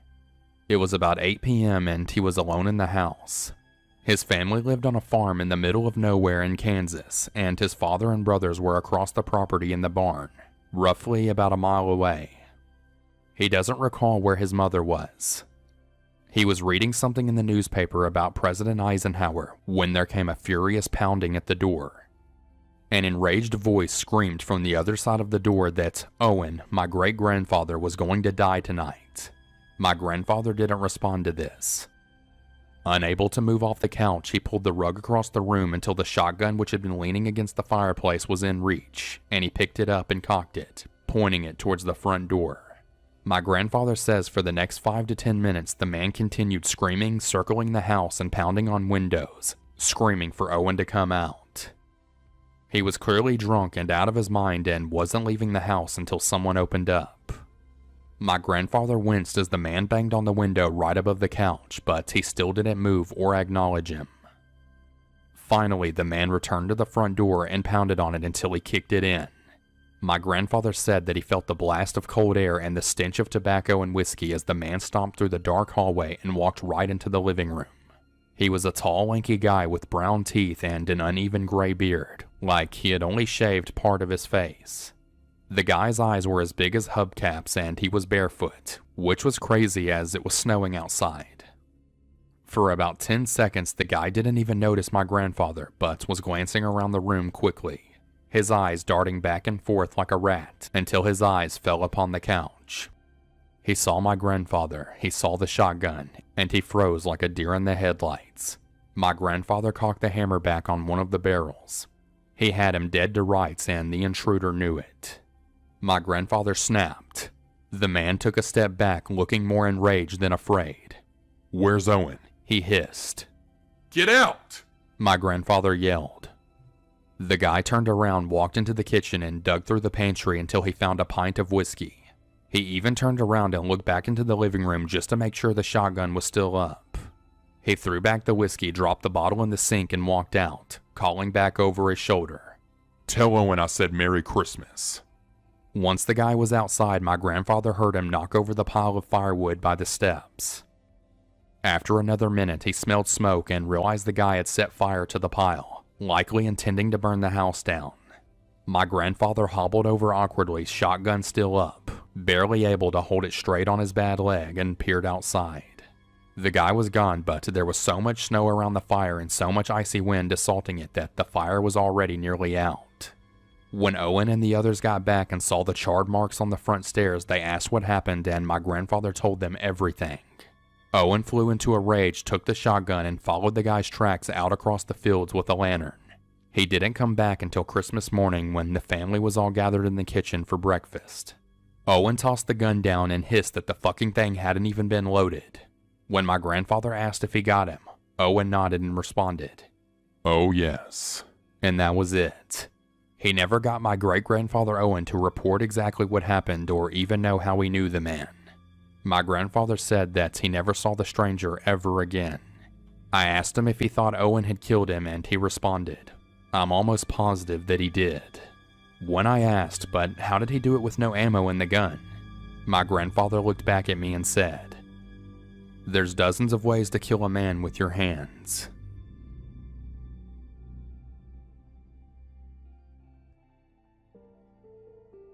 This didn't happen to me, but a close friend of mine. To avoid any confusion, I will write the story from his perspective. This happened several years ago when I was about 14. My family planned a weekend getaway to visit my uncle in Maine. We would stay in a cabin because my uncle's house was too small to accommodate everyone. We arrived at the cabin on a Thursday night and planned on staying until Sunday. It was Christmas Eve when we got there. I'll give you a brief layout of the cabin. It was a small, single-story ranch-style house with 2 bedrooms, a kitchen, a dining room, an outdoor balcony, and 1 bathroom. We unpacked our belongings and settled in for the night. The next morning, we headed to my uncle's house and spent the entire day there. We helped prepare a Christmas dinner and had a small fire going outside. After a long day of celebration, we drove back to the cabin, extremely exhausted. I got washed up and ready for bed. However, once I exited the bathroom, I felt a dreadful sensation come over me, an uneasiness in the pit of my stomach. It felt as though something was in the cabin with us. As a side note, I'll mention that I'm a firm believer in the paranormal. I cautiously made my way towards the dining room. When I entered, I looked towards the back of the room where the window was. The moonlight outside had bled into the room, casting a dim glow. When my eyes adjusted, I then saw a dark figure standing in the corner. A pair of red eyes stared into my soul with malicious intent. My next actions are inexplicable. I still have trouble understanding what happened to me when I go back to that night. But I calmly walked towards the bedroom and ignored whatever was hiding in the dining room. I still can't explain it. I should have been mortified, but it was almost like my brain went into autopilot. I eventually woke up at exactly 2:17 a.m. to the sound of heavy footsteps in the hallway. I could have passed it off as one of my parents grabbing a drink, but the footsteps were slow and deliberate, getting louder and louder as they approached my bedroom. My worst fears came true when I heard my bedroom door slowly creak open. I ducked under the covers, hoping that the thing would just leave. But my prayers fell on deaf ears as I felt something sit at the end of my bed. There then came a low, menacing growl.